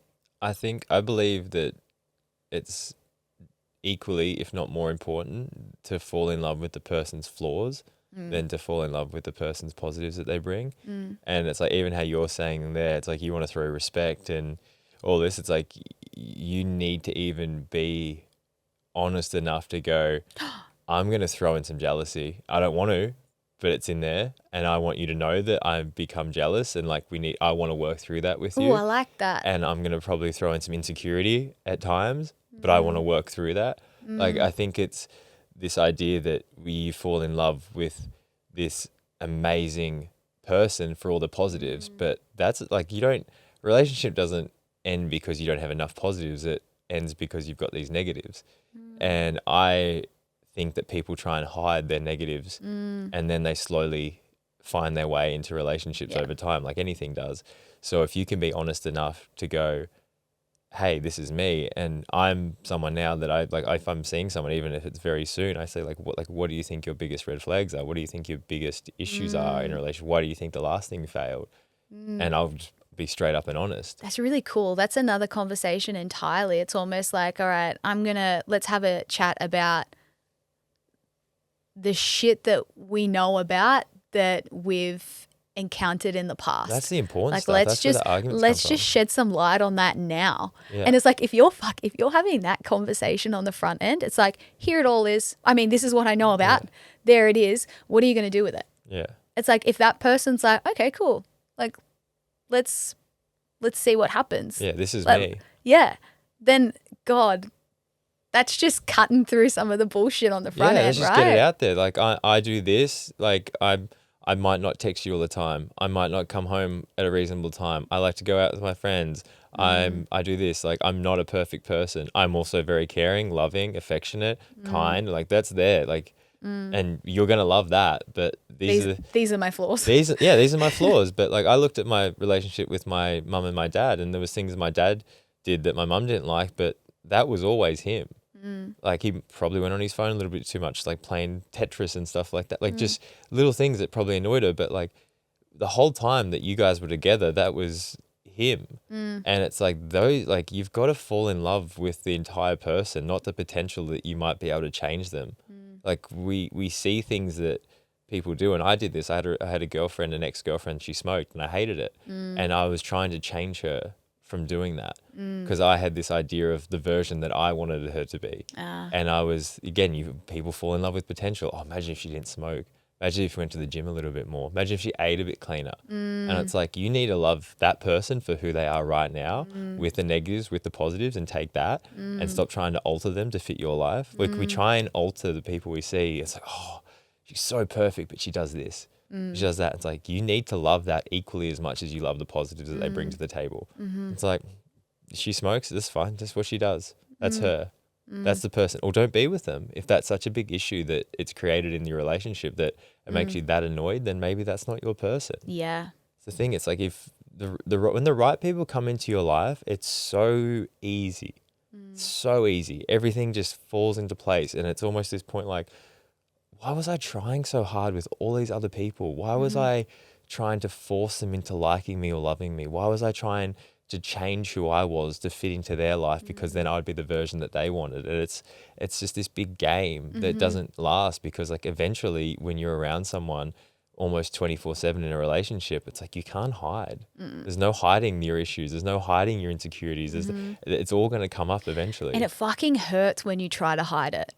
It's tiring. It's so tiring. It's exhausting when you're just like bottling things up and you don't feel like you have a safe space to express how you're feeling. You're anxious. Oh my gosh. Tired. Yeah. It's like you're living a lie. Yeah. You're creating a version of yourself that you constantly have to be like, would they like it if I did this? Yeah. Would they like it if I did that? Should I go here? When you're just being you and like, you don't care. It doesn't matter if this person, like, I feel like I always attract people when I have no care whether they like me or not.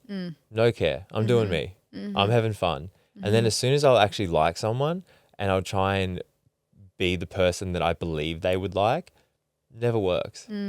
because I'm like, you have no idea what they actually want. You're just coming up with this random person that you're like, oh, they probably like me more if I like did this or that or said this. And it's just like, it's so stupid. But like, I still do it to this day. Like, I'll try and play a character that I think would be more appealing to a person when it's like realistically. And then when I stop caring, I'm like, oh fuck that was stupid. And then go back and then go back to me. The person's normally like, oh shit, they're being them. Yeah. Like I think this, and everyone talks about like authenticity gets thrown around like a bad smell, but it's like so many of us try and play these different characters to try and fit into different groups and situations and be attracted to other people. Where it's like you're never gonna be attracted to the right person from doing that. Exactly. It's just like just do you. Yeah. Just do what feels right to you and be okay with that. I think that's such a key piece, like a key ingredient when it comes to meeting the right people. It's like just be in your own energy. And also like when you're trying to force something, you're coming from an energy of lack and you're just going to keep creating lack, you know, like attracts like. If you're coming from lack, you'll create more lack.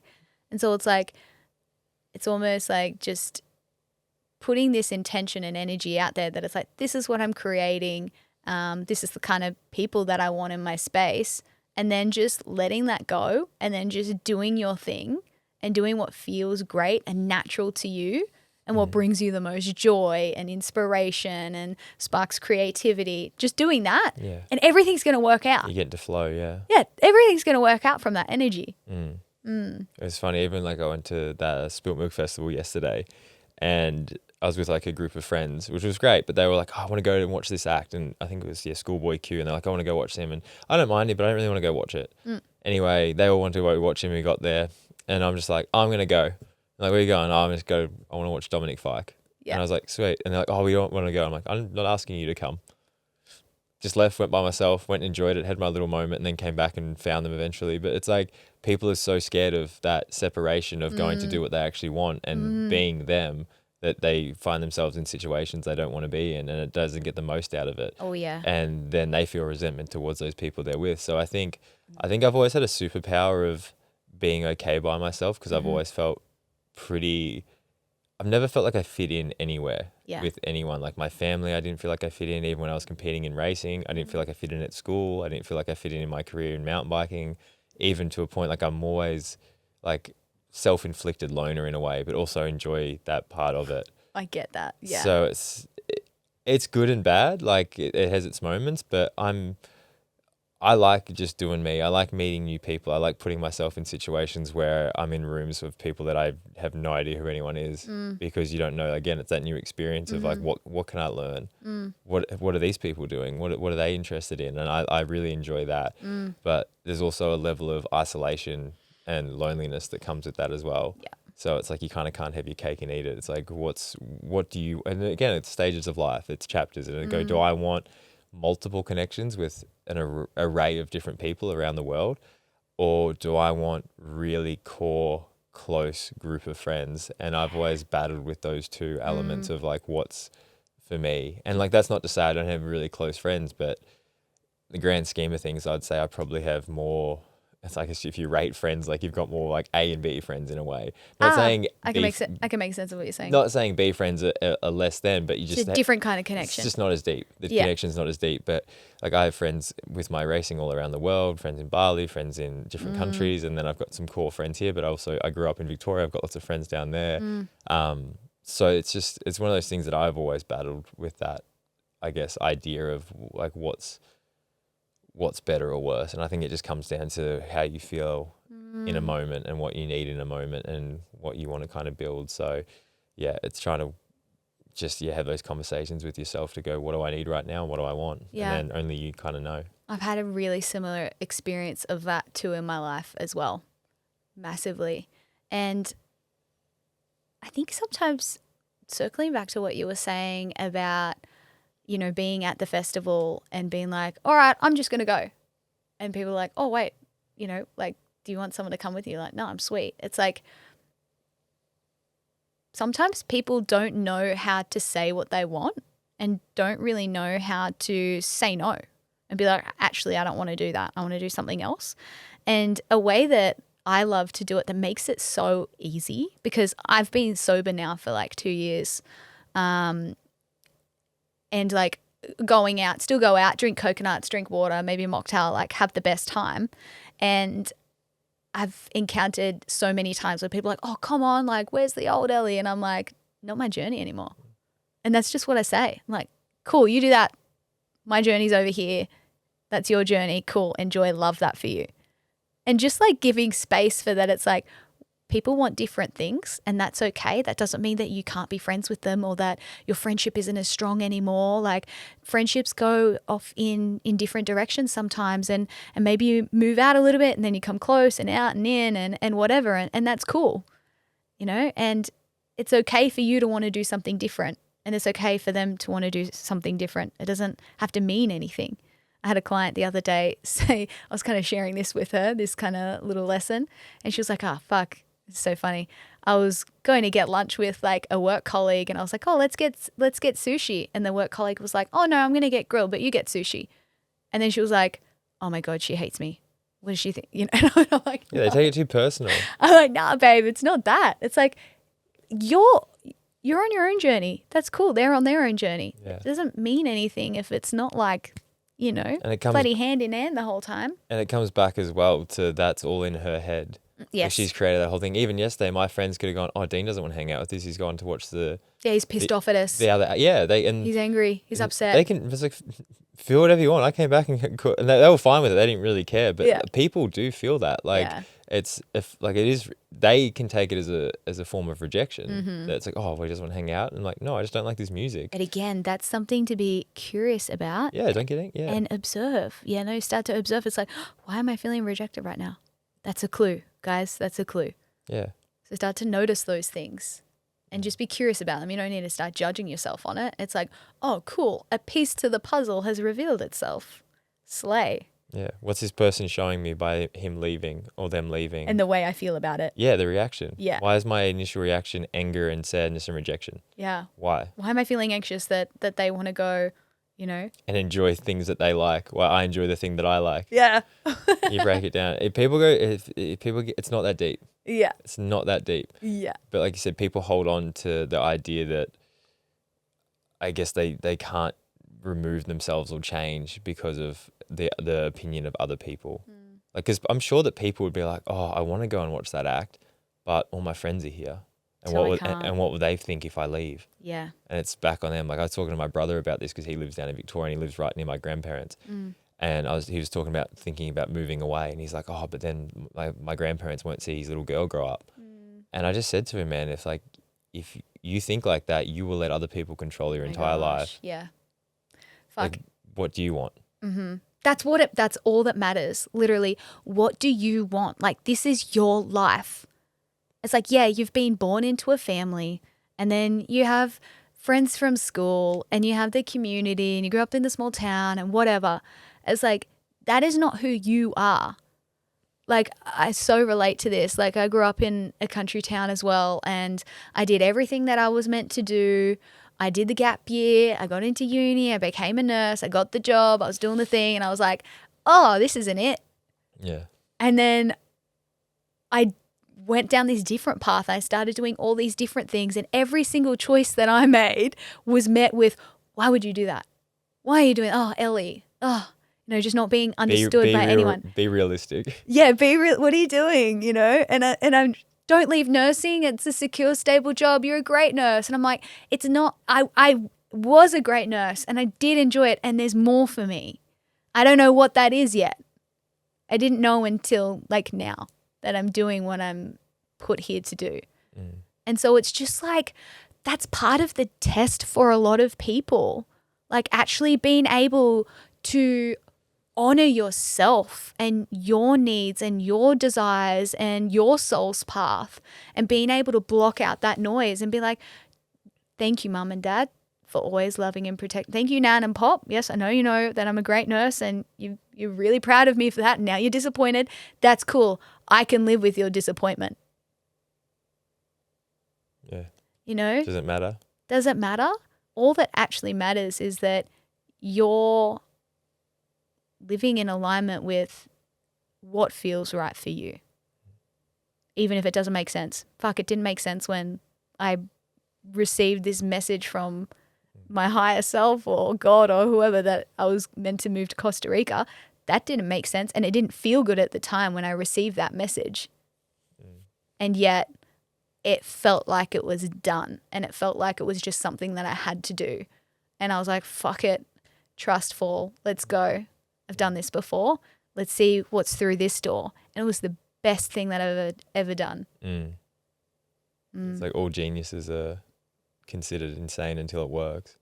Exactly. And it's like all your dreams, it seems unrealistic until it works. Yeah, until people see that it's like, oh, wait, why are they so happy? Yeah. Everyone will doubt you until it works and they'll praise you. Yeah. It's the reality of what it is. And it doesn't have to make sense. Most really positive, ambitious dreams don't make sense to most people.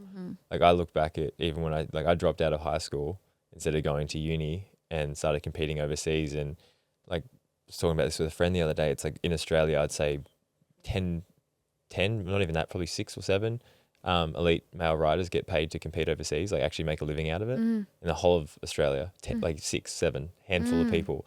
And that's what you want to go try and achieve.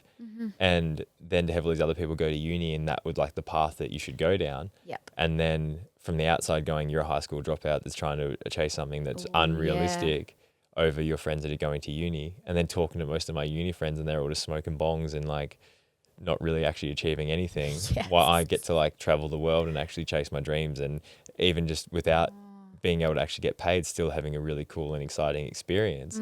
It's like, stop worrying about the view that society, your family and friends have on you, and start looking at, do I enjoy this experience? Does this feel right to me? Does this feel fulfilling to me? Am I helping people? Am I helping myself? Is this exciting? And if like all those answers are yes, and the noise doesn't matter. The noise never matters. It's like, what's the conversation you have in your own head? I'm like, I'm killing it. I'm enjoying this. This is fun. This is great. Doesn't have to make sense to anyone else. Yeah. Like my dad used to always say to me, he's like, I don't care what you do as long as you do something. I want you to put energy into something and have passion and have drive and have commitment. Nice. But if you want to go play tennis tomorrow, go do that. If you want to paint, go do that. Like it's being a good parent, mentor, or teacher is about, you facilitate the craft that they're doing and you support the craft that they're doing. You don't push them down a path that you want them to be. Again, it comes back to that thing about other people trying to pressure you or try their opinions or their ideas will alter what you do. And it's like, no, like support what you're doing, but don't try and alter. Like everyone's opinion means realistically nothing if like you know what you want. If you are so driven and so passionate and so like this, I know in my core of my existence that this is what I want to do, other people's opinion shouldn't matter. And a lot of the time, if I have something that I consider like a beautiful thing to me, whether it's in a job relationship or whatever it may be, a lot of the time it's in a relationship, I just don't tell people about it because it's so funny when you get other people's opinion on something that you actually don't like. You know. And it's like, why? Like even recently, I told some people about this girl, and just it's so interesting watching their reactions and being like, oh no, that won't work because of this. Oh, it's just like, it's just straight away negativity, and it's just like, why are you projecting that? I think I love what you're saying. The important thing to recognize is that these people's opinions are based off their own set of beliefs, values, past experiences, traumas, anything that they've ever experienced that has influenced them in a positive or a negative light. Whatever advice or response that they're giving you, it's shaped by their own shit. Yeah, they've been conditioned into feeling that, and then they're projecting that onto you. Yeah. Like if someone tells me, oh, I'm seeing this person, she's really cool, it's going amazing, or he's really cool, I'm like, oh, you happy? And you're like, yeah. I'm like, oh, I hope it works out. That sounds really nice. Yeah. That's all you need to say. Yeah. Unless you know the person and you know they're like, they've cheated on every single past person they've been with, and you actually have some information, you actually have something to help the person. But if you are completely in the dark about who that person is, you've never met them, you've never experienced it, and you have a friend come to you and explaining like a relationship they're in or a person they're seeing or a job they want to get or whatever, just be supportive. Yeah. Like there's no point about putting your own traumas, issues, opinions where it's just completely baseless. You have, and then you question like, why do you think that? Oh, well, that happened to me.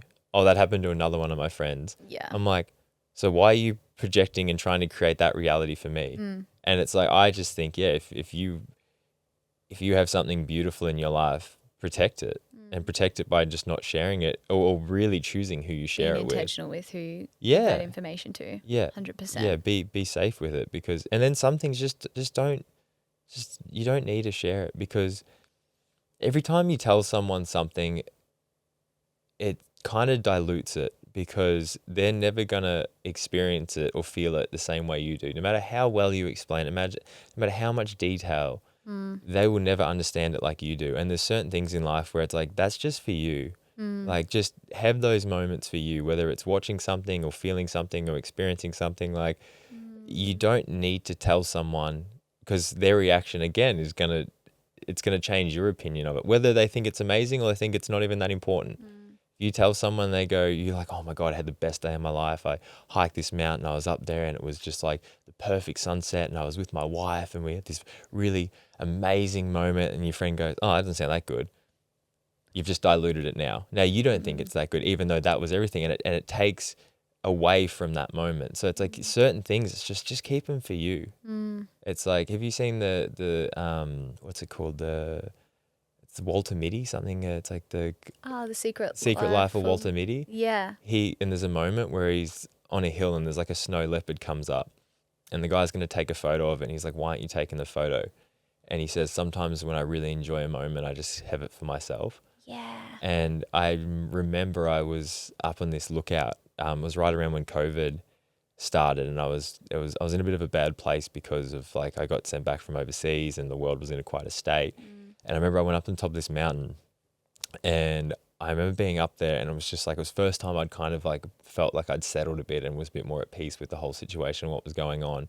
And I started to feel better, and it was a nice sunset. And I remember I got my phone out and took a photo, and it took me out of that feeling completely. And I remember I thought to that movie in that moment, and it made more sense to me.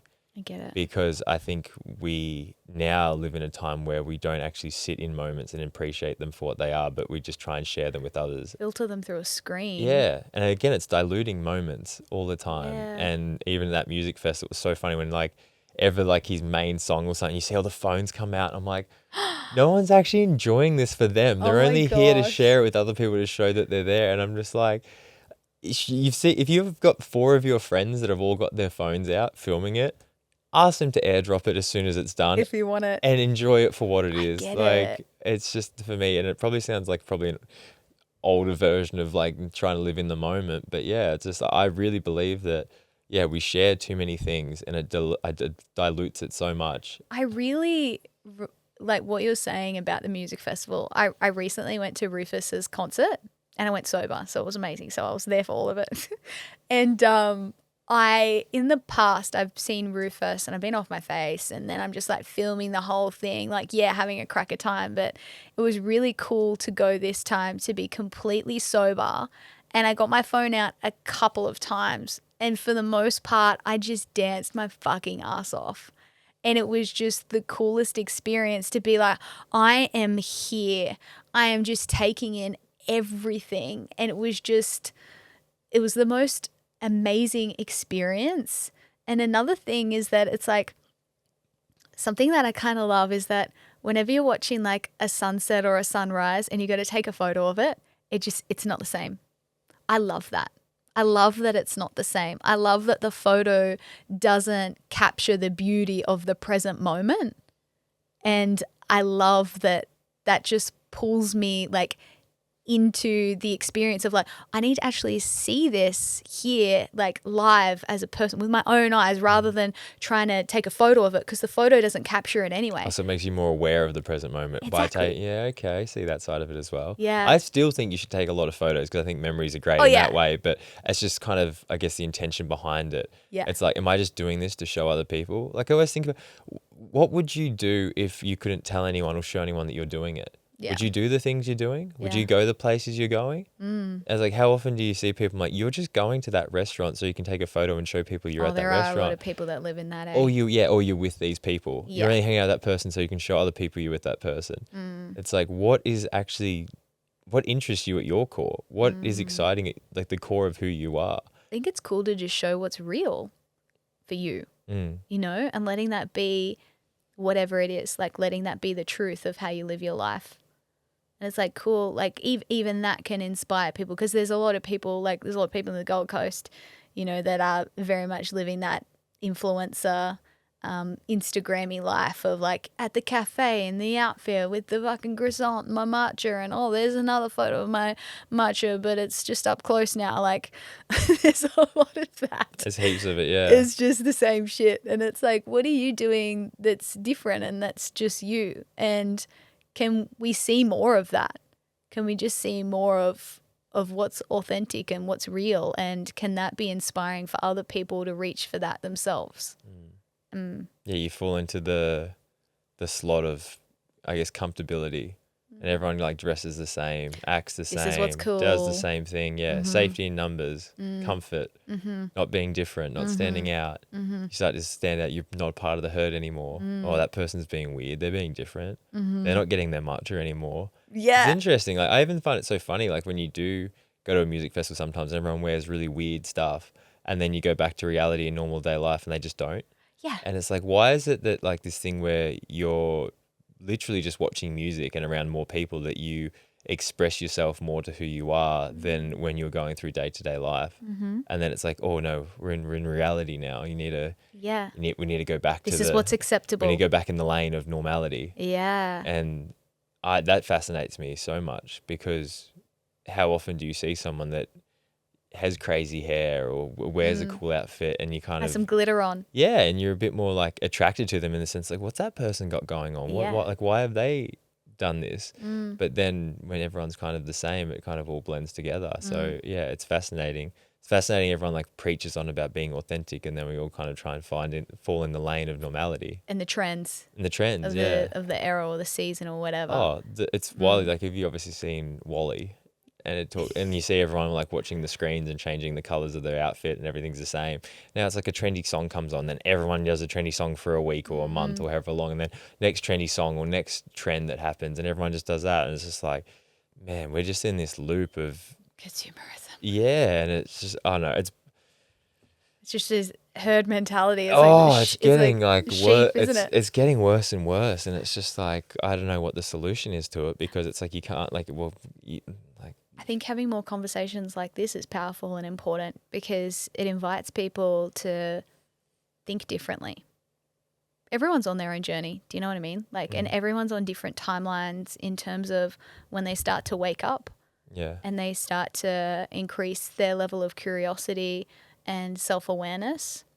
And like my message to people listening in being like, oh, look, it's like, just you're right on time. Like, you're exactly where you're meant to be in this, in your journey, your own personal journey. And yeah, when it comes to how do we solve these problems of people just falling into, it's just like this, what's the right word? Formation. I think it's by having chats like this. Because I try and be realistic, where I'm like, I don't want to be like, get off social media, don't do this. I'm like, use it all for what it needs to be used for. But I think it's just trying to find a happy balance that works for you and helps you. Again, coming back to the conversation, like, what's too much for me? What's too much of scrolling TikTok? What's too much of scrolling Instagram? What's too much of posting for validation, not because I'm trying to be creative? Yeah. Like, what's your level of balance in your life where you can add all these different elements of life and be okay with it? I don't like it when people get on, they really push their, I guess, methods onto you about what they think's best for you. Because honestly, anyone listening to this right now, I don't know what's best for you. I'm just telling you what works for me. Yeah, and you might resonate with it, or you might might resonate, not. you might not. But it's like, I just try and get people to question themselves is the biggest thing. Like, ask yourself these questions. Like we're saying, like, why do I do this? Why do I want that? Why do I keep finding myself in these situations? Am I happy? Why am I unhappy? When did that start? Who triggered me? Who did that? Like, it's just, I like helping people get out of the situations. If it's a negative one or if they're in a positive one, how to stay there. It's like, that's what I feel like is the best way. But it's funny how a lot of the time being a person like that isn't super polarizing. And I feel like polarizing people seem to get more traction because they create Yes, drama. drama and noise and hate and anger, and it fuels this thing. And then I think people lean into that more because like people play these characters because they know the characters get attention. People really love to hate on people, which is really Especially sad. online. That's what I mean. It's really sad. Like, people are so quick to be like, yeah, they're a bad person, or they're this, or they're that. And it's like, whoa. You're really probably only getting a snippet of the picture here. Like, Yeah. you don't like, and you know what? People make mistakes. People fuck up. And people learn. Like, I truly believe that people change. I know I've changed so many different times. Like, I'm constantly changing. And so it's like, can we give a little space for complex situations and for forgiveness and like having an open mind? Just be understanding. Yeah. Could you imagine if, just say you had your talking event the other day, imagine if you could invite everyone from your comment section, all your likes on your post, and they came into the room with you and you just stood at the front, and after you'd done your talk, they came up to you one by one, looked you in the eye, point blank, and whatever mean or rude comment they commented, they had to say it directly to your face. Yeah. Be like, that was shit, you suck, why are you here? Like, whatever it may be. Like, Yeah. do you imagine that? Like, everything you write online, imagine standing in front of the person point blank and just telling them to their face. Yeah. And going, you just wouldn't do that. But in this reality of like safety of behind a screen, it's just like people are so raw that they just like, especially when they say stuff, when just say it's not your post, but someone shared something of yours and then people shit can it. Yeah. Like, I thought it was always really funny. TikTok sucks. I would love when something about me would get shared online back when I was competing and I had a bit like a following around my career. And people sometimes would just like write really mean comments about, oh, he shouldn't have never got that ride. Like he's not good enough. Like whatever it may be. Yeah. I would just comment on it, but I wouldn't go at it with anger. I'd just go at it with like, oh, I'm trying really hard. Hopefully next year's better. And you can see every single time the person would flip, oh man, didn't mean it like that. I hope you have a great season. Like, and just backpedal. And I'm like, Yeah. bro, the internet is written in pen. Like, it's around and anyone can see it. Like, people have this idea that they can just say this mean stuff like it won't ever get to you. And like, maybe there's some truth in what you're saying. Maybe there's some truth. But like, Why? why are you putting it out there? Why Yeah. does that like affect you that badly that you need to get on? Like, I can't imagine looking at my phone and seeing something that upsets me that much that I need to rip into a random person that's not doing I any, know. like, just whether it's a sportsman, a musician, or an actor, and just like calling them names on. I just like, man. I just think to myself, I'm like, what kind of energy would this create for me in my own experience if I was to react and have to say this thing and say my piece and blah, blah, blah. It's like, what kind of energy would that put me in right now? Do I desire that for myself? Is that going to feel good? So if I see something that I don't like, I'm like, oh, okay, interesting. That's what's going on over there. It's like, I don't need to insert myself into drama. For what purpose? What, just to fucking rile myself up, piss myself off? And then they respond, and then it's just like this back and forth, and it's like, that asshole online said this. It's like, don't put energy into it. It's like you're just adding, some fuel to the fire. It's like, let that fire burn out, not put more into it. Yeah. Yeah, I feel like I stir people up in comments in the way of just being like, oh, I'll try and do better. Yeah, I like that though. Because it's like, I think that's nice. I think a good way to respond to people when they're being, I'm not going to say that. because they almost want a negative reaction back if they're going to Yeah. go on. They want to fight. They Yeah. want emotion. They want they want to trigger you. They want to like feel something. Yeah. Where if you just give them nothing, you go, oh yeah, I'm doing my best. I like that. And I think another cool thing to do is to just be like, that's a really interesting thing to say. Yeah.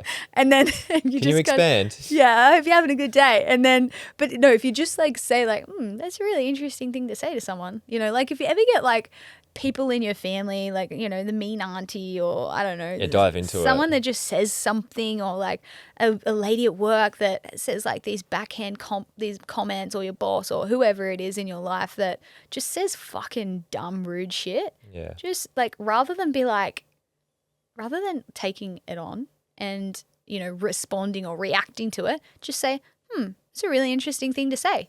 And then move on, change the subject and just like take your energy out of it. But even just that comment is just going to invite them to be like, fuck. Like they're not going to get the response that they expected from you or the emotion. And they're going to be like, oh, what's that? One thing that I think podcast has helped me understand is if you have an opinion of something or an idea that you want to share, like you better have some proof or something to back up your claims. If it's not a personal experience that you're talking on and something that you have an opinion on, the amount of times people are like, oh, I hate that guy, he does this. I'm like, how do you know he does that? Oh, I saw a TikTok. What was the TikTok? Oh, some random chick posted it. I'm like, okay, so now, you know what I mean? It's like you're getting information and projecting it. Or someone will be like, oh, I hate that person. And you go, why? Oh, I don't actually know.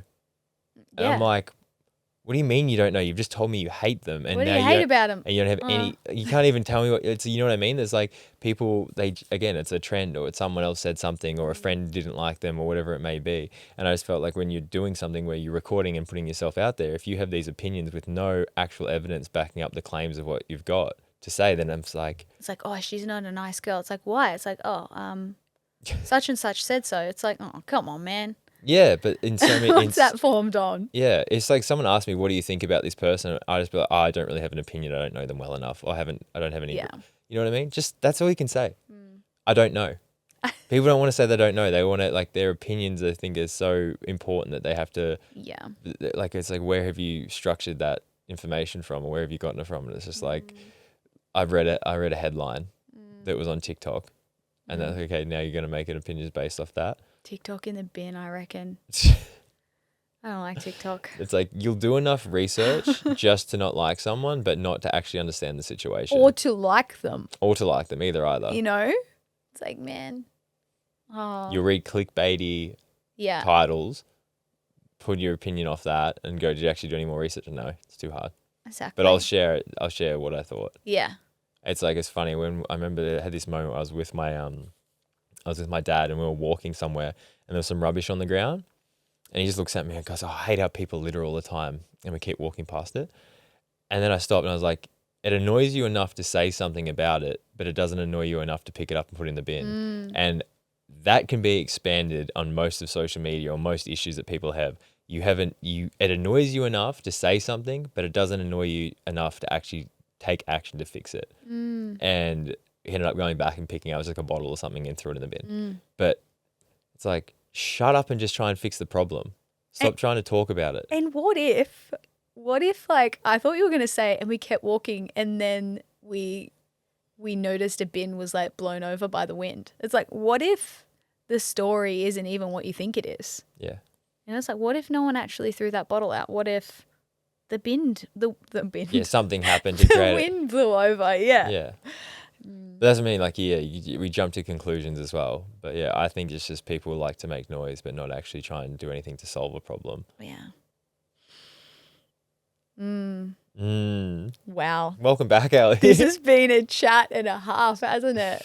Yeah. I need to get back into doing podcasting. I haven't done mine for a while, actually. I've had a bit of a hiatus on it, but... Have a little break. Sometimes that's good, though, I think so as well. I do miss it, though. It's like free therapy in a way. Yeah. Yeah, which I enjoy. I just enjoy having, like, interesting conversations with people. 100%, yeah. And just, yeah, like...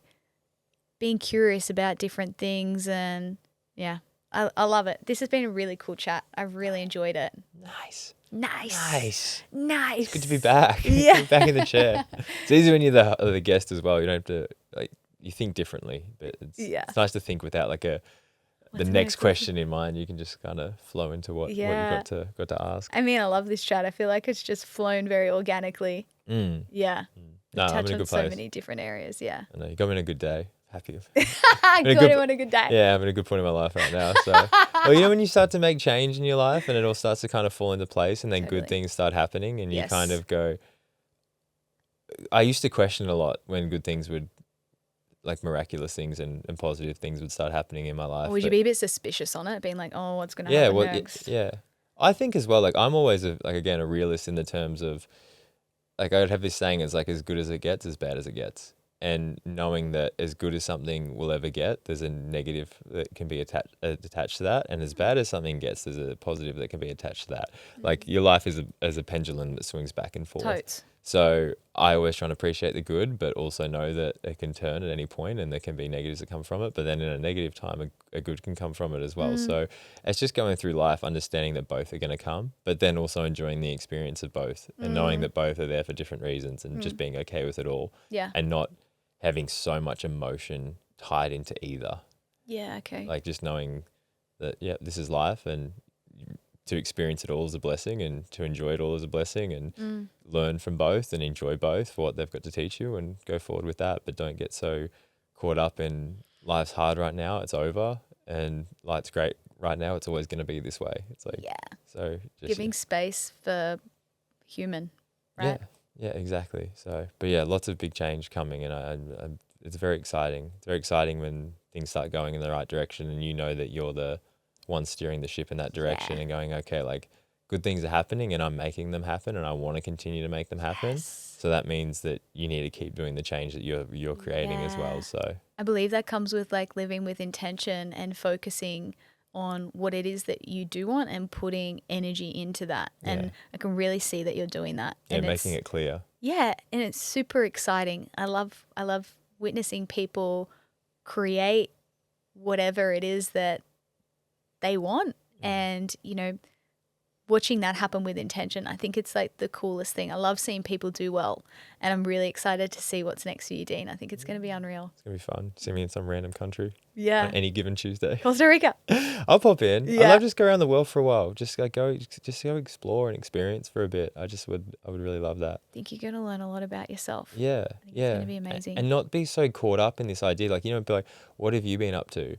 And you could just say not much, and that's okay. Yeah. Like we live in this idea of like hustle culture where like being an athlete, I'm grinding, I'm in the gym, I'm training. Then you start a small business. Oh, I'm grinding at that. I'm doing ads, I'm running all this. And it's like, everyone's like, yeah. It's really rewarded, isn't it? Yeah, it's kind of dumb. Which is like, it's okay, great. You're doing that, sweet. But so what have you been doing? I don't know, reading books and laying in the sun. And not to be in a lazy way, but just like, man, I've done a lot with my life and I've achieved a lot. And sometimes you just want to chill. Yeah. Like, I think, again, it's just, you go through points. Like, I wouldn't say I'm a lazy person. I feel like I always want to strive towards something, but there's a part of me that goes, I kind of want to take a breath. Rest can be productive. And you also don't know what ideas will come to you in those times either. Exactly. When you have so much noise going on through a business or relationship or family members always on you, it's like you don't have the space to actually have clear thoughts that might stem into a new career or a new job or a new passion that then can create something amazing. So it's like, give yourself